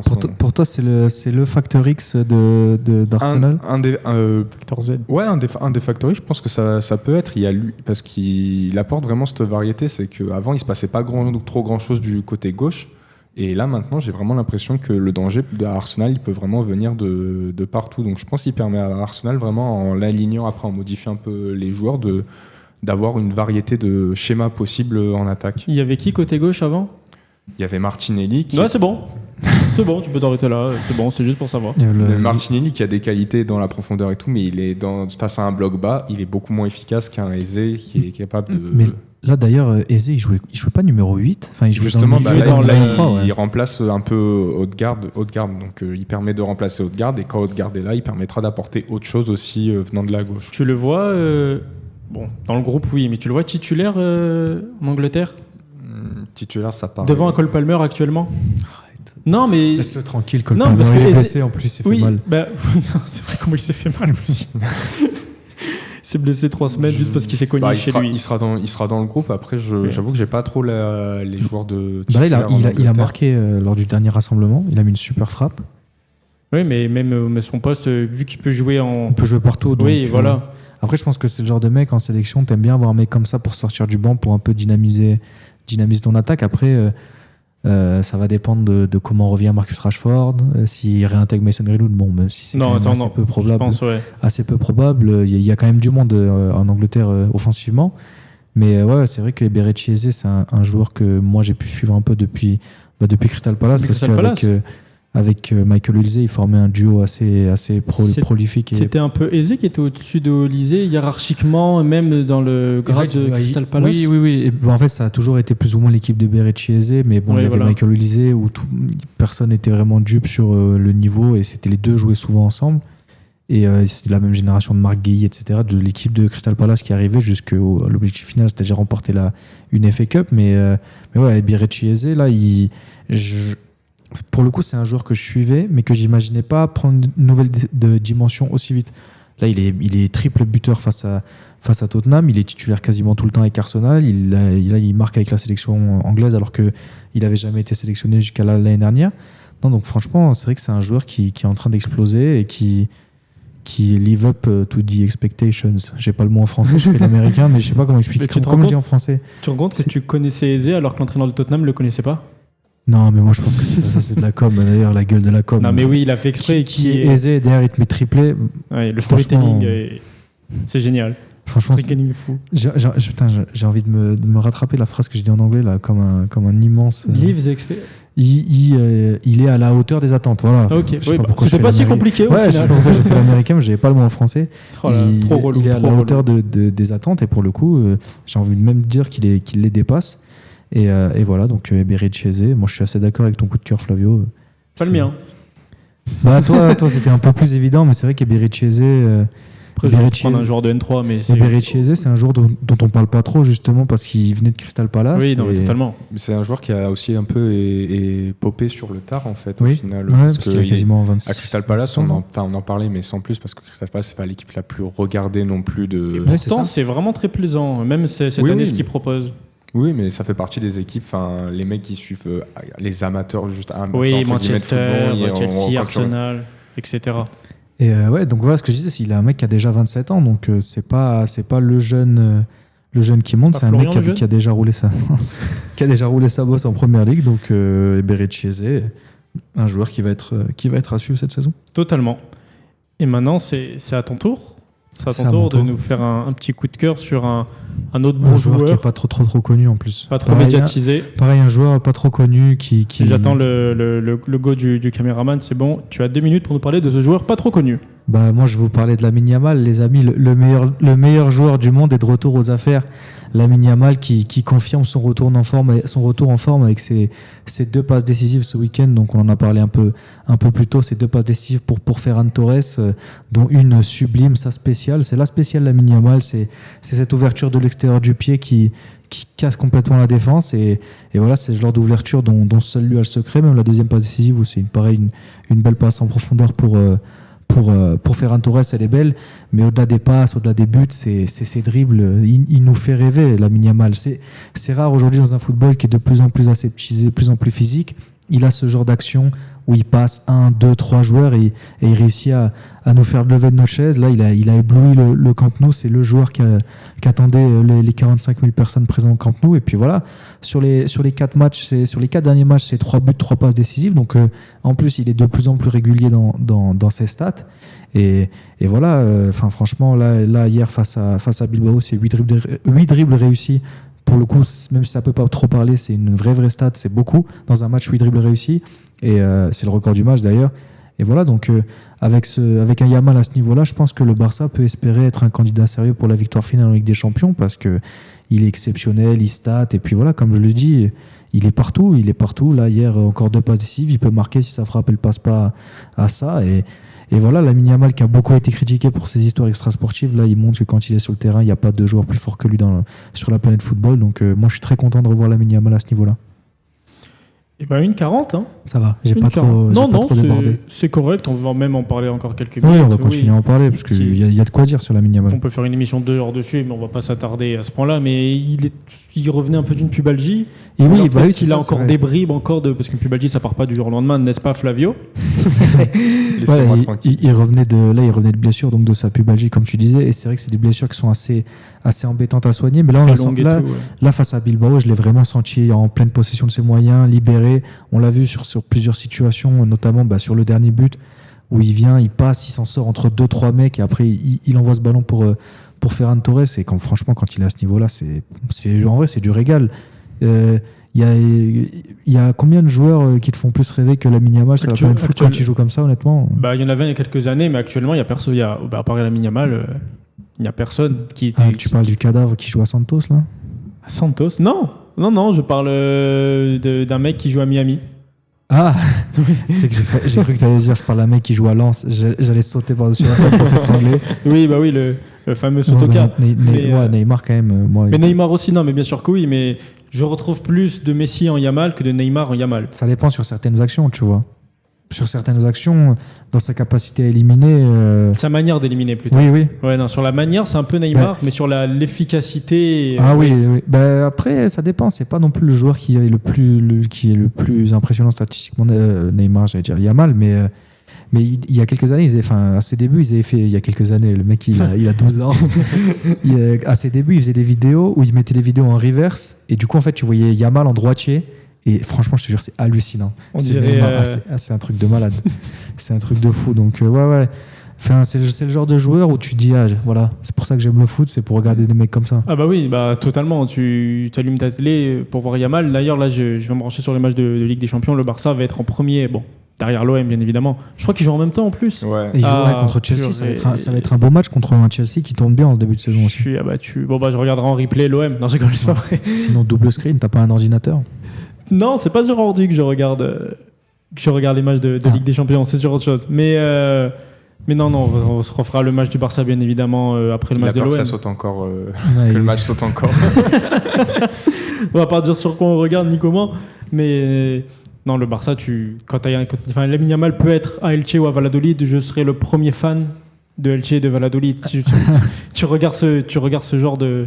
Tu regardes le foot pour ça, le mec te fait lever de ta chaise à chaque match, quasi, pas un match sur 10, à chaque match, sur un dribble, sur une passe, un centre. Tu te dis, c'est exceptionnel ce qu'il fait. Et Mino, il a 16-17 ans. Il a encore 15 ans comme ça, s'il épargne des blessures, bien évidemment. Et là où il fait du bien, c'est que, comme tu l'as dit, c'est de plus en plus rare aujourd'hui. Il arrive après la génération, quand il y avait Messi qui était vraiment au-dessus, mais tu avais d'autres joueurs qui te faisaient quand même lever de ta chaise. Et là, il y en a de moins en moins. Et le fait de revoir un mec comme lui popper, ça fait vraiment du bien de voir ça plus que d'autres, des mecs qui courent tout le temps. C'est clair. Et maintenant on va parler d'autres types de joueurs qui vous font peut-être lever de votre chaise, même si c'est un peu moins certain. Encore faut-il regarder les matchs et on va passer à l'instant foot local et je vais vous laisser la main, les gars, pour parler des clubs de la région. On va commencer par on va dire le fanion de notre football local, Aubagne, qui a les briquets. On est en concert. Qui est allé chercher une belle victoire ce week-end à Orléans, une victoire 4-2 qui permet, ce match c'était le 5e Orléans contre Aubagne qui était 7e, et donc Aubagne qui est allé chercher une belle victoire avec très dominant dans les 10 premières minutes, sans pour autant tirer. Aubagne récupérait les ballons assez haut. Par la suite, Orléans a été un peu mieux et a même ouvert la marque d'une belle frappe de leur numéro 9, El Khoumisti. Je ne sais pas si je le prononce mal. C'est très fort. Donc une frappe loin de 25 mètres qui est franchement très bon match. Il y a beaucoup de bangers en national, j'ai l'impression. Ouais, en ce moment, il se lâche. Et donc voilà, la frappe, j'avais noté à peu près 30 mètres, je crois. 25-30 mètres, ouais. J'ai noté les kilomètres-heure de la frappe. Il a tiré à 78. J'avais mon radar. Puis Aubagne, après ce but, ils sont un peu sonnés, ils ont du mal, ils courent après le ballon, mais sur une mauvaise relance, il y a un mec qui récupère et qui obtient un penalty. Donc pressing récompensé de la part d'Aubagne, car les joueurs ils sont quand même restés et ils ont eu la volonté de rester haut, même s'ils couraient un peu plus avec le ballon. Donc Amek s'est chargé de transformer ce penalty, donc égalisation. Donc ça fait 1-1 à la mi-temps. En deuxième mi-temps, Amek redonne l'avantage à Aubagne avec un doublé. Ensuite, après ce but, El Khoumisti s'offre un doublé et égalise. Mais ce but, en fait, bizarrement, il a remis un peu le Sporting Club d'Herbel Aubagne dans le match. Bentoumi qui après lance Maïla à la 83e qui finit superbement. Et donc un troisième but qui vraiment a mis KO Orléans. Après ça, Aubagne s'est vraiment amusé sur la fin du match. Et sur un long ballon, il y a eu un 4e but. J'ai plus noté le buteur. Romain, je sais pas si tu l'as. Moi, j'étais sur les matchs de National 2. En tout cas, une victoire donc 4-2 d'Aubagne qui leur permet de revenir. Ils sont quoi? C'est quoi en national? C'est les 2 premiers qui montent et après c'est les barrages, c'est ça? Ou juste les 2 premiers qui montent? En national, non, le premier monte et après je crois qu'il y a les barrages pour ceux qui suivent. Ils sont à 6 points du deuxième, donc on en parlait la semaine dernière, de savoir s'il y avait des équipes capables de monter en Ligue 2, et Aubagne ils sont complètement dans la course, même si Rouen et Dijon sont très bien placés, ils sont encore dans la course. Ce sont de plus grosses écuries, Rouen et Dijon, au niveau du foot national, parce qu'on est en championnat national, même si là c'est le coin local, que Aubagne ils sont arrivés l'année dernière en en national. Ils ont réussi à se maintenir et là, ils jouent quasi les places. La réalité du terrain. Les places européennes, j'allais dire. Au Bagne en conférence League. Au Bagne en conférence League. Feront mieux que ça c'est sûr. Pour le petit point classement, pour Aubagne, ils sont 5e avec 20 points. Le 3e, c'est Versailles avec 24 points. Donc ils sont à 4 points. Ils sont en lice. Ils sont dans la bonne zone. Ils sont en lice totalement. Donc ça c'est bien pour Aubagne, il s'est passé quelque chose de bien, mais en National 2, il n'y a pas eu... C'était pas flambant pour le club de chez nous. Déjà, il y a eu un AS Cannes contre Grasse, c'est l'AS Cannes qui s'est imposé 3-1. Hier, par la plus petite démarche, qui s'en sort face à Créteil 1-0. Qu'est-ce qu'on a eu ? On a eu un Istres-Toulon où Istres a atomisé Toulon 4-0. Vraiment, c'est une folie, j'allais dire littéralement. L'un des gros leaders de ce groupe National 2, Lusitano Saint-Maur, qui a joué face à Nîmes, un choc de haut de tableau. Les Nîmois ont perdu 2-0. Rousset, lanterne rouge de National 2 qui s'incline face à Gaulle 3-1 et Limonest qui s'impose contre Fréjus 2-0. Petit point classement, Nîmes, Cannes, Istres, Fréjus hier et Toulon se suivent de la 4e à la 9e place. Donc on a un peu les clubs de notre région dans ce coin-là. Okay. Et le seul qui fait grimacer, c'est Grasse qui se situe 13e sur 16. Donc c'est pas bien pour c'est pas fou pour les Grassétois, je crois qu'on dit, les Grassénois, je ne sais pas. Je ne sais pas. Pour le club du RC Grasse. Et après, là, on va passer encore un peu plus local en R1. Il y avait le choc du haut de tableau qu'on n'a pas pu aller voir, malheureusement, entre Cagnes et Sifour. Le match était à Cagnes. 0-0. Ah bah voilà. On s'est évité un déplacement pour voir un match. On s'est évité un péage arrivé à la Côte d'Azur. Vraiment, on s'est évité ça. Mais malgré ce 0-0, Sifour est toujours premier avec un point d'avance sur leur adversaire, sur Cagnes. Et juste petite grimace, comme on l'a dit, là, le RC Grasse en N2, ils sont 13e sur 16. Et la réserve du RC Grasse est en Régional 1, dans la même poule que Sifour, etc. Et ils sont derniers avec 2 points. Donc vraiment, le club de Grasse, ça va pas très bien pour Grasse, mais du coup, finalement, un plutôt bon résultat pour les Sifournais d'aller chercher le nul sur la pelouse du Dauphin. Je pense qu'ils auraient signé avant coup de pas prendre une défaite, et puis comme ils sont premiers avec un point d'avance, c'est un point qui vaut de l'or, et ça leur permet d'envoyer pas un message à la suite, mais regardez, on était premiers, on a fait nul à Cagnes, on est encore leader, donc ils ont sécurisé leur voilà, totalement. Place. Juste pour revenir sur le match de hier, il y a eu la victoire s'est dessinée sur un coup franc, un centre sur coup franc à la dernière minute. Donc ça a un peu fait beau. Ah oui, donc vraiment c'est jusqu'au bout du bout. Oui, jusqu'au bout contre Créteil. Et qu'est-ce qui s'est passé du coup maintenant qu'on a fini côté masculin, si tu veux finir. Non, justement, on va parler un peu des féminines de l'OM. Des féminines avec notre Flavio qui sait tout. Je vais prendre mon temps. Pour vous annoncer que l'OM de Corinne Diacre a remporté un match en première ligue d'Arkema. Excellent. Et du coup, comment ça s'est passé ? C'était comment ? Une victoire pour le coup qui est vraiment méritée face à une autre équipe qui se bat pour le maintien, le RC Lens. Donc les joueuses de Corinne Diacre ont largement dominé la rencontre. Elle s'est surtout dessinée en deuxième mi-temps avec par le biais d'une joueuse, Margot Lemuel. Un premier but qui vient d'un centre d'Herrera remisé par Jody Brown sur Margot Lemuel qui finit à bout portant face à la gardienne lensoise. Et le deuxième but sur une récupération haute, un peu à la Richarlison, tu m'en parlais un peu avant l'émission, elle met un lob de 35 mètres pour mettre à l'abri les Olympiennes. Donc voilà, c'était ses 2 premiers buts avec l'OM, et donc ça souligne la domination qu'a eu Marseille, qui ont concédé une occasion seulement des lensoises. Donc voilà, pour l'instant, les Marseillaises sont 8e sur 12 et prennent 4 points d'avance sur les deux relégables. Ça fait plaisir, ça, pour Corinne Diacre et les Olympiennes qui se mettent un peu à l'abri, loin de cette dernière place. Avant de recevoir, je crois, je ne sais pas si c'est la semaine prochaine, mais le prochain match, ce sera contre la réception du PSG. Voilà, donc Francis-Turcan ? Non, ça sera au Vélodrome. Lyon et le PSG les joueront au Vélodrome. C'est quand la date ? Est-ce que tu as la date ou Je vais vous la trouver. Parce que s'il y a moyen d'aller faire un saut pour aller voir un classico féminin, pourquoi pas Guichet fermé, le stade, j'espère. Ça m'étonnerait, mais en tout cas... C'est le 5 décembre, vendredi 5 décembre. Ok, c'est pas ce week-end, c'est celui d'après. Pour ceux qui veulent aller voir l'OM féminine, ce sera l'occasion au stade Vélodrome. On verrait Flavio, c'est sûr et certain, il est toujours là. Nous, on va faire une petite pause avant de parler de Newcastle et on revient.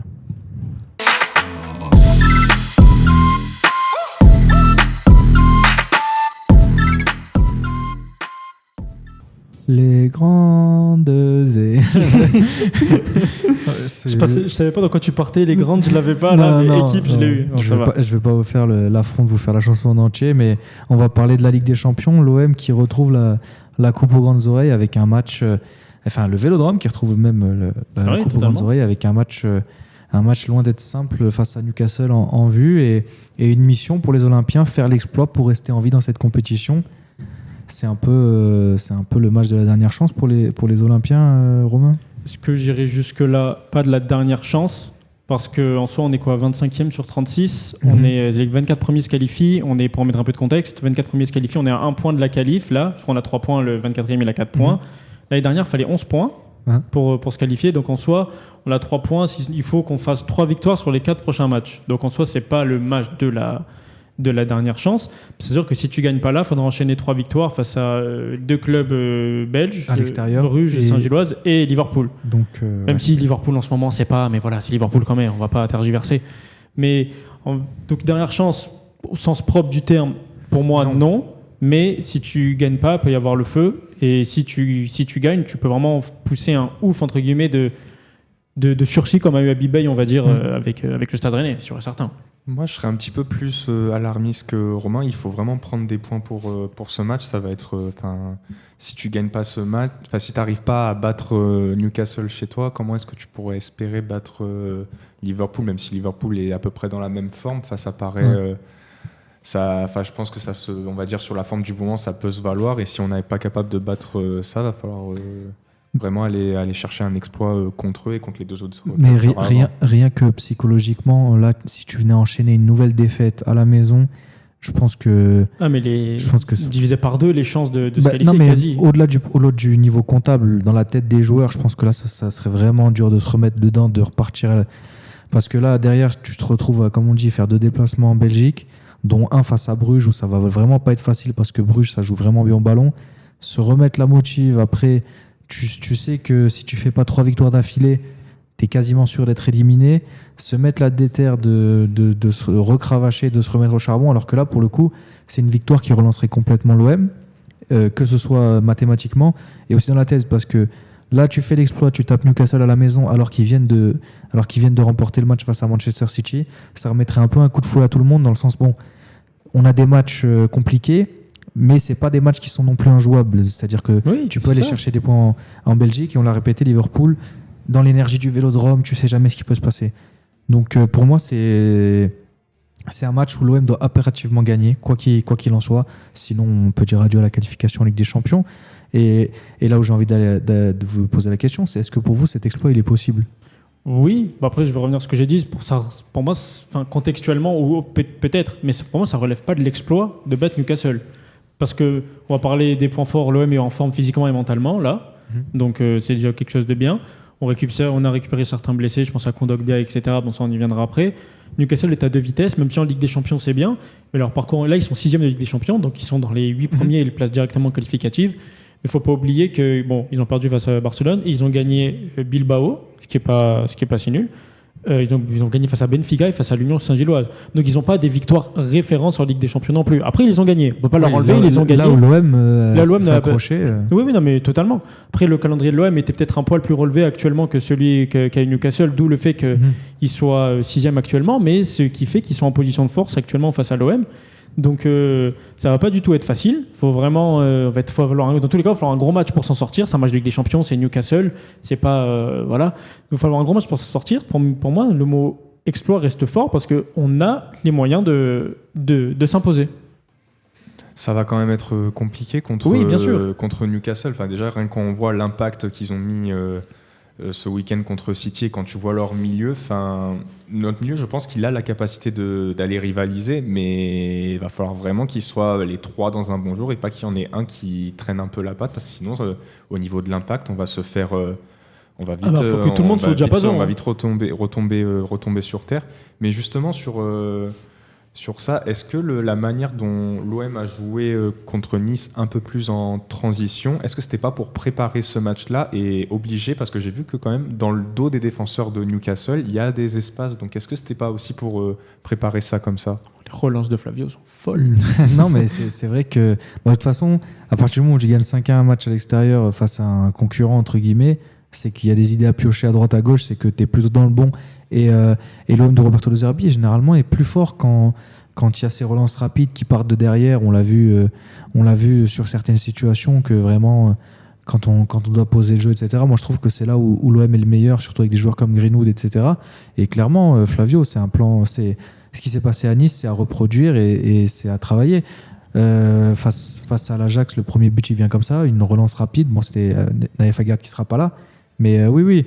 Et puis même s'ils ont Malick Thiaw qui est un peu plus rapide que Dan Burn, il y a de quoi faire dans la défense dans le dos des joueurs de Newcastle qui pour le coup eux viendront agresser les Olympiens, ça, on le sait, c'est dans leur style. Et si l'OM arrive à passer cette première phase de pressing, derrière, c'est sûr qu'il va y avoir des espaces dans le dos. Totalement. Tu faudra potentiellement accepter que Newcastle vienne, on va dire le couteau entre les dents, mais vienne et se pose, voilà, c'est nous, on va jouer, et vous allez opérer en compte. Il va falloir l'accepter, parce que si tu veux gagner la bataille du milieu de terrain, déjà physiquement, tu ne la gagneras pas. Parce qu'avec les 3 monstres physiquement qu'ils ont, je veux bien que tu alignes Højbjerg, Kondogbia ou O'Reilly, parce que je ne vois pas Angel Gomez jouer ce match. Même si je ne dis pas qu'il n'a pas de qualité, mais quand tu vois le milieu de terrain qu'ils ont, je ne vois pas. Je vois, Højbjerg, Kondo, O'Reilly, des joueurs qui, dans ces manières de transitionner, de passer d'attaque à défense, de jouer ce football de transition, l'ont bien fait face au Real Madrid, par exemple. Donc ce sont des choses qui devraient être, que De Zerbi devrait potentiellement remettre en place.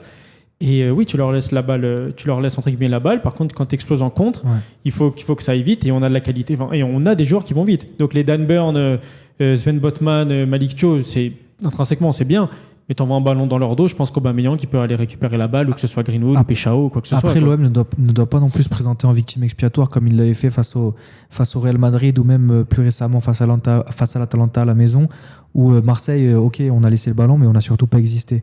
Il faut que ce soit réfléchi, mais il faut pas que les Olympiens aient peur de poser le jeu non plus. Je veux dire, on l'a vu face à l'Atalanta. Parce que derrière, si tu te retrouves si la première passe ça marche pas, si tu n'arrives pas à te projeter comme tu veux, il faut être capable de remettre le pied sur le ballon et pas avoir peur de jouer de derrière. Là où, je me répète, mais je suis un peu traumatisé par ce match de l'Atalanta où je me suis dit bon, ça va le faire, etc. Et face à une équipe qui, dans le même style que Newcastle, est arrivée, a mis beaucoup d'impact physique, des joueurs grands, et Marseille a complètement disparu, il n'a quasiment pas existé du match. Donc il faudra bien sûr ce truc de projection vers l'avant, mais j'ai envie de voir un OM. T'es à la maison, il faut essayer. Si tu le fais pas maintenant, tu le fais jamais. Quand même essayer d'être souverain et essayer de garder le ballon, de pas être en panique et de faire péter. En fait, c'est dur à trouver. C'est un équilibre qui est compliqué à trouver. Mais je veux pas me retrouver à la mi-temps où t'as 40% de possession. La plupart des situations, c'est Rouli qui fait péter devant et on espère qu'il se passe quelque chose. Marseille est à la maison.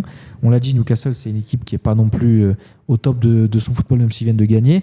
Il faut que là où ce qu'on n'a pas su faire face à Atalanta, c'est OK, on est à la maison, on contrôle le jeu parce qu'on est une équipe de football et on a des joueurs pour jouer. Enfin, pour moi, c'est aussi une autre part de ce match. C'est l'OM doit aussi imposer son plan de jeu, doit pas subir. Vas-y, Flavio. Oui, après tu peux avoir un plan de jeu, on va dire, moins dans la possession, mais pour autant amener du danger contre l'Atalanta. Le problème, c'est qu'on n'a pas fait de la possession, mais on n'a rien apporté derrière à la récupération. Donc il faudra que l'OM soit capable à la récupération de vite d'exploser rapidement et d'être précis dans les transmissions, et le cas échéant de pas non plus faire que jeter dès qu'on n'a plus de solutions. C'est pour ça qu'il faudra un milieu de terrain capable de faire cette transition entre les passes des centraux et où les appuis remises et les départs sur les côtés de Greenwood ou Peshao. Mais il faudra, qu'est-ce que tu alignes comme milieu de terrain Justement, c'est ce que j'avais demandé. Est-ce qu'on aligne un milieu où il y a vraiment de l'impact physique en mettant par exemple, je sais pas, Højbjerg, Kondogbia, où vraiment on se dit on va avoir quand même besoin de mecs qui savent tenir le ballon, donc on glisse quand même un Vermeeren. Pour moi, l'indéboulonnable, c'est Vermeeren. Aujourd'hui, il a prouvé qu'il n'y avait pas 2 joueurs au milieu de terrain capables de faire ce qu'il fait à Marseille. Après, Højbjerg n'a pas joué contre Nice. Je pense que c'était une façon de le préserver. Il a dit je lui donne des vacances, je sais pas quoi. Je crois qu'il a dit en conf d'après-match que Højbjerg devrait commencer contre. Oui, okay, donc pour moi, tu pars avec ce duo-là, Vermeeren et peut-être Matt O'Reilly, parce que moi, j'ai rien contre l'idée de mettre Matt O'Reilly dans le 10. Si tu as besoin de presser, de mettre de l'impact justement au milieu de terrain, pour moi, c'est pas quelque chose c'est pas quelque chose d'inconcevable de partir avec un milieu Højbjerg, Vermeeren, Matt O'Reilly un peu plus haut. Il sait ce qu'il fait avec ses pieds aussi. Il sait ce qu'il fait avec ce qu'il fait. Et vous on sait ce qu'il fait avec ses pieds. Matt O'Reilly, avant passeur décisif face à Nice dimanche. Avant la trêve, il avait fait une passe décisive pour Pierre-Emerick Aubameyang. Donc, même si de temps en temps, il peut être un peu frustrant parce qu'on le voit pas trop et on a l'impression qu'il se cache, c'est un mec que tu sais que ça va... Si c'est pas Ronaldinho, il va pas te faire des différences de foot. Tu sais que c'est jamais un poids pour ton équipe. Donc je pense que là, en Ligue des Champions, face à un adversaire qui va mettre beaucoup d'intensité, puis même il a joué en Première Ligue, il connaît ce genre de rencontre. Pour moi, partir avec Matorel et titulaire, c'est pas le scandale du siècle. Puis c'est un mec qui, je pense, ira peut-être plus au combat qu'un Gomez. Ouais. Oui, même si Gomez revient mieux que les 5-6 derniers matchs, je le vois mal dans ce milieu de terrain, à part si De Zerbi veut prendre l'idée de on va aller jouer chez eux, on va aller dans leur camp et on va essayer de faire cette possession non pas stérile, mais cette possession dans leur camp à la manière handball, le faire tourner en trouvant la brèche en attendant. Là, Gomez peut être plus important qu'Amato Riley, mais je vois mal l'OM, vu le contexte et la forme de l'OM en Ligue des Champions par rapport à celle de Newcastle, je vois mal l'OM faire ça là face à Newcastle. Face à Bruges ou l'Union Saint-Gilloise, même si c'est à l'extérieur, je les vois plus aller imposer, dicter leur jeu. Mais là, au vu du contexte, là, comme j'ai dit, je les vois mal faire ça face aux Magpies. On a parlé du milieu de terrain. Pour la défense, on va repartir avec les mêmes que face à Nice, parce qu'on a un peu évoqué tout à l'heure. Roberto De Zerbi a annoncé en conférence de presse tout à l'heure que Naïef Aguerd ne jouerait pas et que Medina a rechuté. Facundo Medina a rechuté, devrait être absent encore un mois. Donc Naïef Aguerd et Medina ne devraient pas jouer avant au moins l'année prochaine. 2027. Carrément. Donc l'OM devrait repartir avec la défense qui a plutôt bien fonctionné face à Nice, avec Timothy Weah à droite, un axe central, Balerdi Pavard et Emerson à gauche, avec un retour j'imagine de Geronimo Rulli dans les buts. Non, de Langevin. Mais oui, ça devrait être ça. Ça devrait... Et pour l'attaque, les trois de devant, en l'absence de Gouiri, toujours pas revenu, qui lui aussi devrait revenir en 2026. Mais sur le papier, ce qu'on a dit, il n'y a pas de faille, de grosses failles majeures, sur l'effectif. Après, ça va être, comme je l'ai dit un peu plus tôt, c'est les ingrédients que va mettre l'OM et à quel point on est prêt à rentrer. Et en fait, à quel point l'OM est prêt à jouer un match de Ligue des Champions. Parce que face à l'Atalanta, on n'a pas joué un match de Ligue des Champions. On s'est présenté en victime. Bon, il y avait des absents, d'accord, mais il y a quand même des choses qui sont pas acceptables, surtout face à un Atalanta qui a perdu 3-0 face à Sassuolo le week-end suivant. L'entraîneur, il est... Et l'entraîneur, bon, je vais arrêter de parler de l'Atalanta parce que je l'ai encore là, mais l'OM doit faire un match. C'est le moment ou jamais, c'est le moment de retourner le stade. Et en fait, la saison de l'OM, elle peut commencer demain. Tu peux prendre un virage. Tu peux prendre un virage où tant pis, on l'abandonne la Ligue des Champions, on se concentre sur le championnat avec ce qu'on sait que ça peut engendrer dans la tête des joueurs. Ou alors demain tu fais l'exploit, tu fais soulever le stade et derrière c'est une nouvelle saison qui commence avec des nouvelles ambitions pour l'OM, essayer d'aller chercher des points en Belgique, peut-être accrocher une nouvelle grosse victoire face à Liverpool. Et donc pour moi demain, commence à rêver. Pour moi, c'est ça, non mais c'est vrai. Et pour moi demain c'est un tournant et l'OM doit faire le taf, c'est un tournant, impératif. Mais pas un exploit. Pour moi, c'est un peu un exploit parce que, mine de rien, tu ne peux pas faire comme si l'OM n'avait pas perdu 3 matchs sur 4 et n'avait pas été en Ligue des Champions depuis plusieurs années. Aujourd'hui, l'OM, c'est pas ce que c'était, même s'il y a une bonne équipe sur le papier et que l'OM a des joueurs. Newcastle, c'est un plus gros cadre européen. C'est un mec qui a fini top 4. C'est un mec, Newcastle. C'est monsieur Newcastle. C'est une équipe qui a fini top 4 de Première Ligue l'année dernière et même s'ils sont un peu plus en difficulté, l'effectif, il est là, ils ont les joueurs, ils ont l'expérience parce que on le rappelle que c'est une équipe qui a foutu 4-1 à Paris il n'y a même pas 2 ans en Ligue des Champions. Qui a battu le City de Guardiola. Qui a battu le City de Guardiola ce week-end. Ça reste un cadre. Donc pour moi, ça restera toujours un exploit de battre ce genre d'équipe.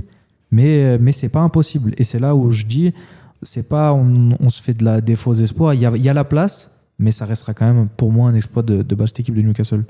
Faut pas avoir de complexe d'infériorité parce que ce genre d'équipe, je pense, ils nous le feront payer cash. C'est sûr. Quand on voit leurs armes offensives et même au milieu de terrain, ils vont pas nous laisser.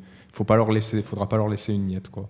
Il faudra un match XXL de tout le monde, de A à Z. S'il y a un élément dans le rouage qui grince des dents, qui fait que ça peut complètement pas te ruiner la saison LDC, mais oui, on en est pas loin. À l'OM d'aller chercher l'exploit, d'aller chercher son match référence et puis après, ça t'ouvre tellement de possibilités ce match face à Newcastle sur ton niveau réel. Même ça, je pense que ça peut créer un déblocage mental de « Ah ok, on est capable de faire ça ». Parce que là, aujourd'hui, en Ligue des Champions, Marseille a battu l'Ajax. L'Ajax qui, franchement, c'est une équipe de niveau Conference League. Mais derrière, dès que ça s'est un peu corsé... Mais qui gagne face à Nice, je pense. Oui, c'est possible. En configuration Coupe d'Europe. Qui gagne pas contre Nice en Europa League, en Conference League, et tout le monde, sur les dernières années, c'est la pire équipe d'Europe. Mais littéralement. Ah oui, non, Nice, c'est pas la pire équipe dans les compétitions européennes. Je crois qu'ils sont sur je crois qu'ils sont pas sur 16 ou 17 défaites d'affilée. Enfin, c'est un truc de. On n'est pas loin. Un truc de malade.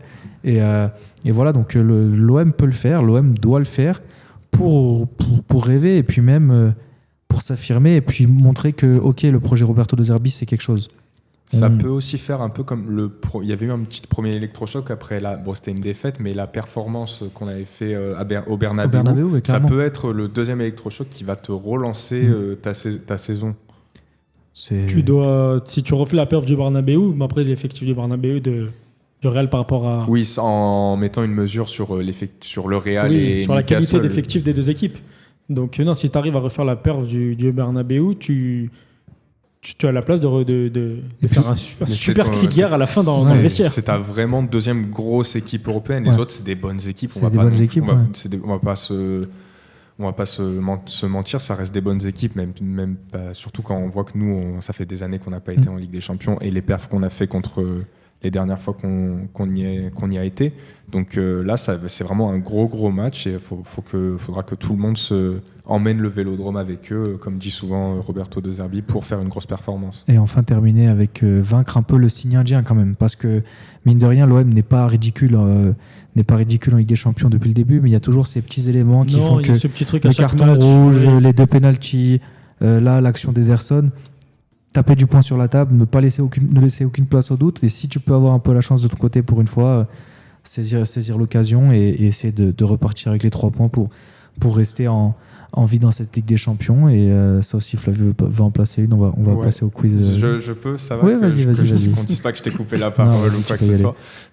Justement, je voulais vous parler. Vous avez vu un peu qui sera l'arbitre de ce match? Je ne veux pas en parler. Mariasi, j'ai pas son nom, mais je me rappelle plus son nom, mais c'est un arbitre qui a été relégué récemment en Série B, et donc c'est lui qui va nous arbitrer. Et c'est lui qui avait arbitré le match entre Monaco et Beşiktaş ou Benfica, je sais plus la saison dernière, où il y avait eu des trucs bizarres. Benfica en phase finale. Même le PSG Bayern, je crois que c'est lui cette année aussi.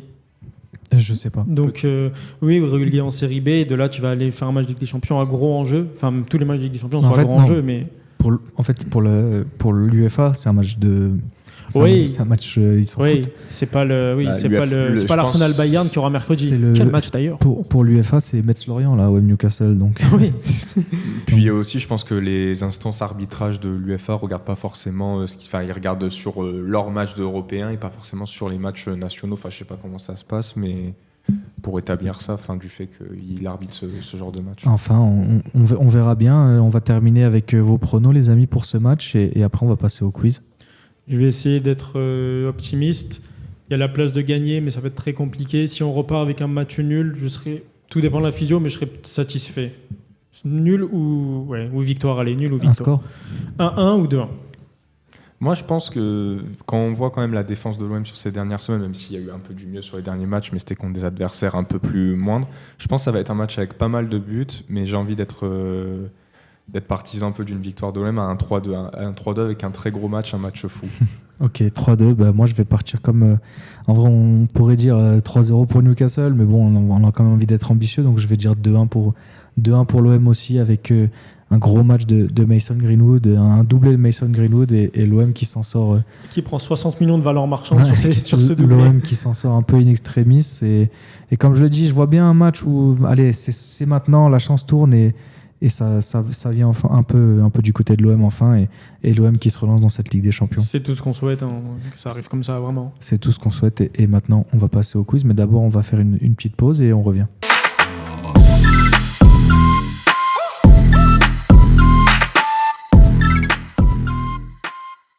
Et on est de retour, pardon. C'est plus à toi, laisse-le faire. Excusez-moi, je croyais que Tom me lançait. Je vais pas le mettre sous l'eau direct. Bon, comme vous l'avez vu, j'ai encore bougé de place. Cette fois-ci, je suis à droite, et puis c'est Flavio qui qui a pris la mienne parce que cette fois, c'est Flavio qui va animer ce quiz et je te laisse la main, du coup, Flavio. Eh ben, allez, je prends la main. Je vais pas tenter d'intro comme Romain il y a quelques semaines. Il y a un petit flop. Est-ce que tu veux revenir là-dessus déjà avant, Romain? Revenir là-dessus, un petit c'était par rapport au Winamax FC, émission Winamax TV qui passe sur le réseau, où l'animateur est tombé sur la vidéo où je flop son intro. J'essaie de la refaire, je me trompe totalement, je flop. Il a rigolé, je lui ai envoyé un message, il ne l'a jamais vu. C'est bon, tu peux commencer. Il a tombé ou tu lui as envoyé Non, il a dit on m'a envoyé ça avec des mecs qui pleurent de rire. Il a mis en story. Je me suis dit c'est bien. C'est vrai? Ouais. Tu sais que j'ai même pas vu. Thomas Bonavent, il a fait ça. Ah, c'est stylé. Donc s'il nous écoute là maintenant, on sait jamais. Qui m'envoie un message sur Insta, je suis en remis depuis une semaine.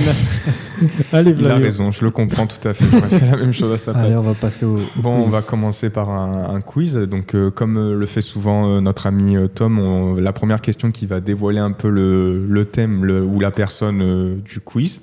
Et donc, première question, ça va être un qui suis-je. Me fais pas Pelé ou Messi, s'il te plaît. Non, vous inquiétez pas, j'ai pas pris les gardiens des années 1980. C'était une blague. Ok, parce qu'il nous avait dit ça en privé. Parce que, ok. Donc, du coup, vous êtes prêts tous les deux, c'est bon? Je suis ready. Allez. Donc, qui suis-je? Né dans la ville de Sampedor en Espagne le 18 janvier 1972. Guardiola. Ok. Je pensais pas que vous allez trouver aussi vite. Bah, ça fait plaisir en tout cas, j'ai envie de jouer. Bon, du coup, je continue pour que Romain en sache un peu plus. Je suis un ancien joueur devenu entraîneur. J'ai joué la majeure partie de ma carrière de joueur en Espagne et en Italie. J'ai officié comme entraîneur dans 3 des 5 grands championnats en Europe. J'ai récemment disputé mon 1000e match à la tête à la tête d'une équipe. À la tête d'une équipe. Merci Romain. Je t'en prie. Vainqueur à plusieurs reprises de la LDC, je suis considéré comme l'un des plus grands techniciens de tous les temps. Mon football est basé sur la possession et connu dans le monde entier. J'ai remporté le championnat partout où je suis passé. Bon, je pense qu'on serait Mitchell. En dernière, j'ai entraîné la meilleure équipe de tous les temps si vraiment vous aviez encore un trou. Mais bon, du coup, Tom qui... Quelle année la meilleure équipe de tous les temps? 2009 ou 2011? 2011 m'a plus marqué. Ok. Après, j'étais peut-être encore un peu petit. Non, c'est juste... je voulais juste savoir ce que tu pensais, c'est tout. Tom qui ouvre le bal à Romain qui va tenter de enfin reporter un quiz. Non, mais en vrai, je peux rien dire. Il a raison, je peux vraiment rien dire. je ne peux pas me défendre, littéralement. Donc maintenant, vous connaissez Guardiola entraîneur. On va voir si vous connaissez Guardiola joueur. Okay. Citez-moi les clubs où a joué Guardiola. Il y en a 5. Un point par bonne réponse. Non, c'est celui qui... Enfin, vous me dites. Alors, il y a le Barça. Oui, donc ça fait 1 point pour Romain. La Roma. Ça fait 1 point pour Tom. Et on peut finir sur ça, je crois. Attends. Zéro idée, je vous laisse. Il n'y a pas un club en Asie?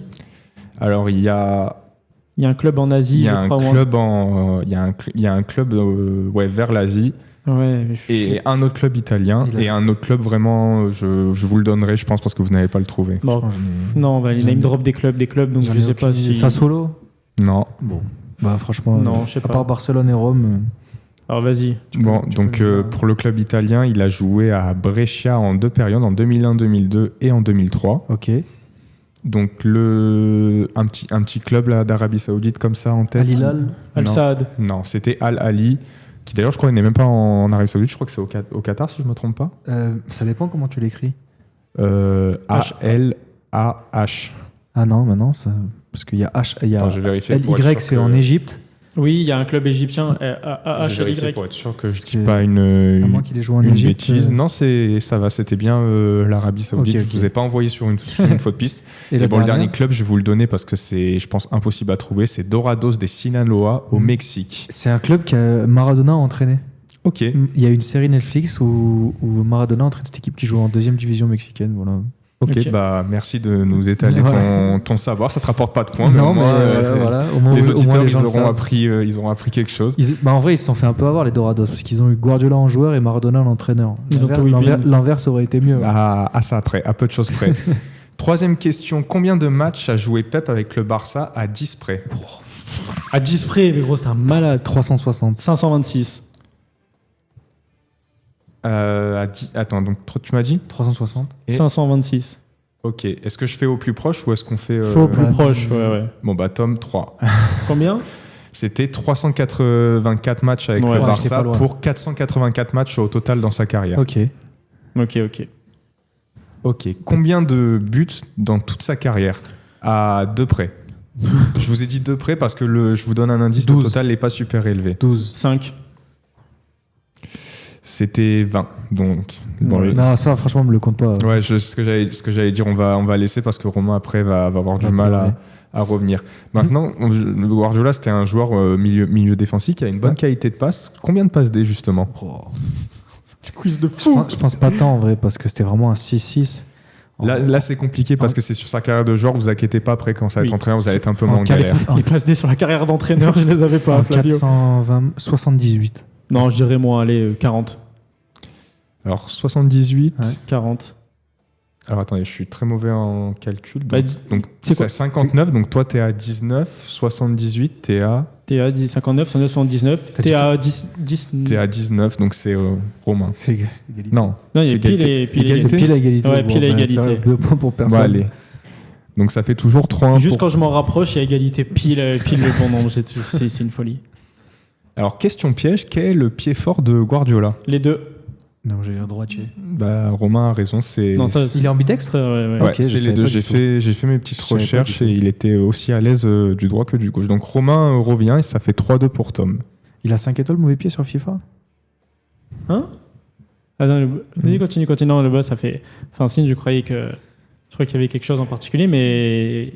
Oui, il est ambidextre, du coup. Okay. Ouais.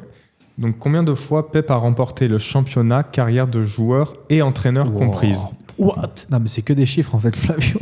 Donc championnat en tant que joueur et en tant qu'entraîneur, dans toutes les ligues qu'il a fait. Ouais. Waouh. Il est entraîneur depuis 2009, une 15. J'allais dire le même truc, mais allez, je dirais peut-être un poil moins 11.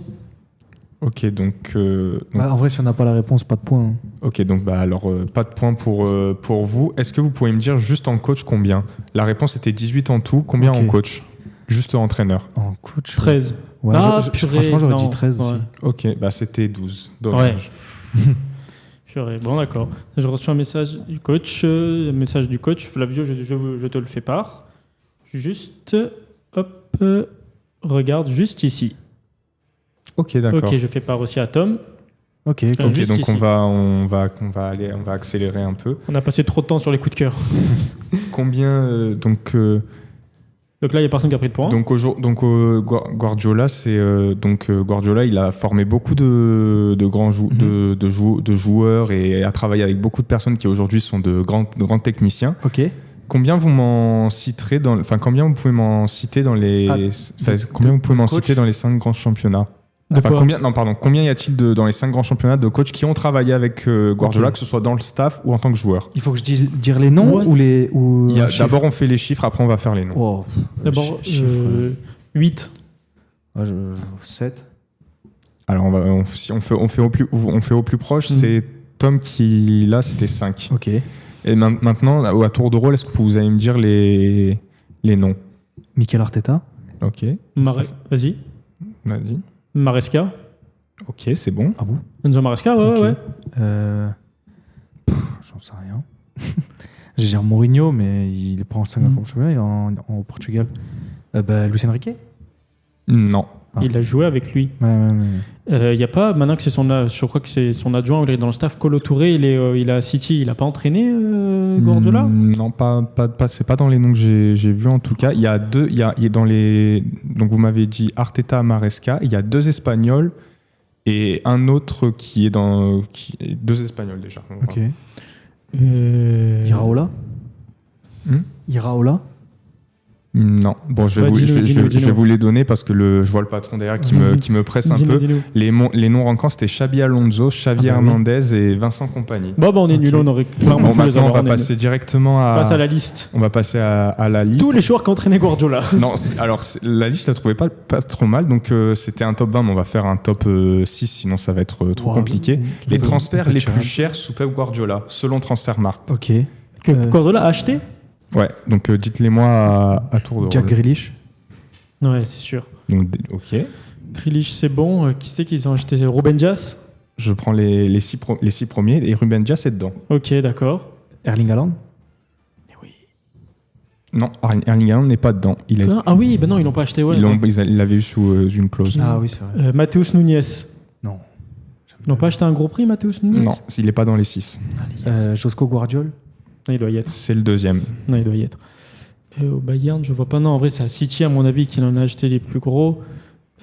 Savigno. Non. Non, t'es trompé. J'allais dire Julian Alvarez, mais c'est une vente. Là, comme ça. Bon, il reste 2 joueurs de City et un joueur du FC Barcelone. Un joueur du FC Barcelone. Neymar ? Non. Le joueur du FC Barcelone en question, une bêtise. Une des personnes impliquées dans la transaction dit que c'est le meilleur deal de l'histoire. Ibrahimovic, non ? C'est ça, ouais, Ibrahimovic. C'est Ibrahimovic. Et après, là, il y a 2 mecs de City et quand on a plus de temps, c'est quoi les nationalités ? C'est quoi les nationalités des 2 joueurs de City ? Si je vous dis, ça va être un peu trop. De toute façon, il reste 2 joueurs de City qui ont pas mal joué sous Guardiola quand même. Gros, il y en a plein.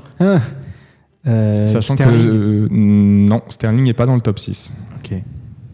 J'en ai. Un ailier très technique. Mahrez ? Doku. Mahrez, oui. Ah, purée. 7. Donc le dernier, je vous le donne parce qu'on a vraiment plus de temps. C'était Joao Cancelo. Ok, je l'aurais pas eu. Et du coup, les comptes font sur ce quiz ultra rapide, malheureusement, que c'est Tom qui s'impose. C'est Tom qui s'impose avec 7 à 5. Ok, bon. Ce sera pas pour tout de suite pour moi. C'est pas grave. Voilà, désolé, on n'a pas pu faire on a été toutes les questions. Un peu écourté, mais c'est de ma faute. J'aurais pas dû laisser Flavio m'interrompre tout à l'heure. J'en assume la responsabilité. Et voilà, donc on a dû un peu écourter, mais la prochaine fois, on se rattrapera avec un quiz. Je m'occuperai du quiz et je ferai ça un peu plus long la prochaine fois. Et voilà, merci Flavio pour ce quiz. Et, merci quand même. Et voilà, je vous dis au revoir et on se dit à la prochaine. À la semaine pro. À la semaine pro.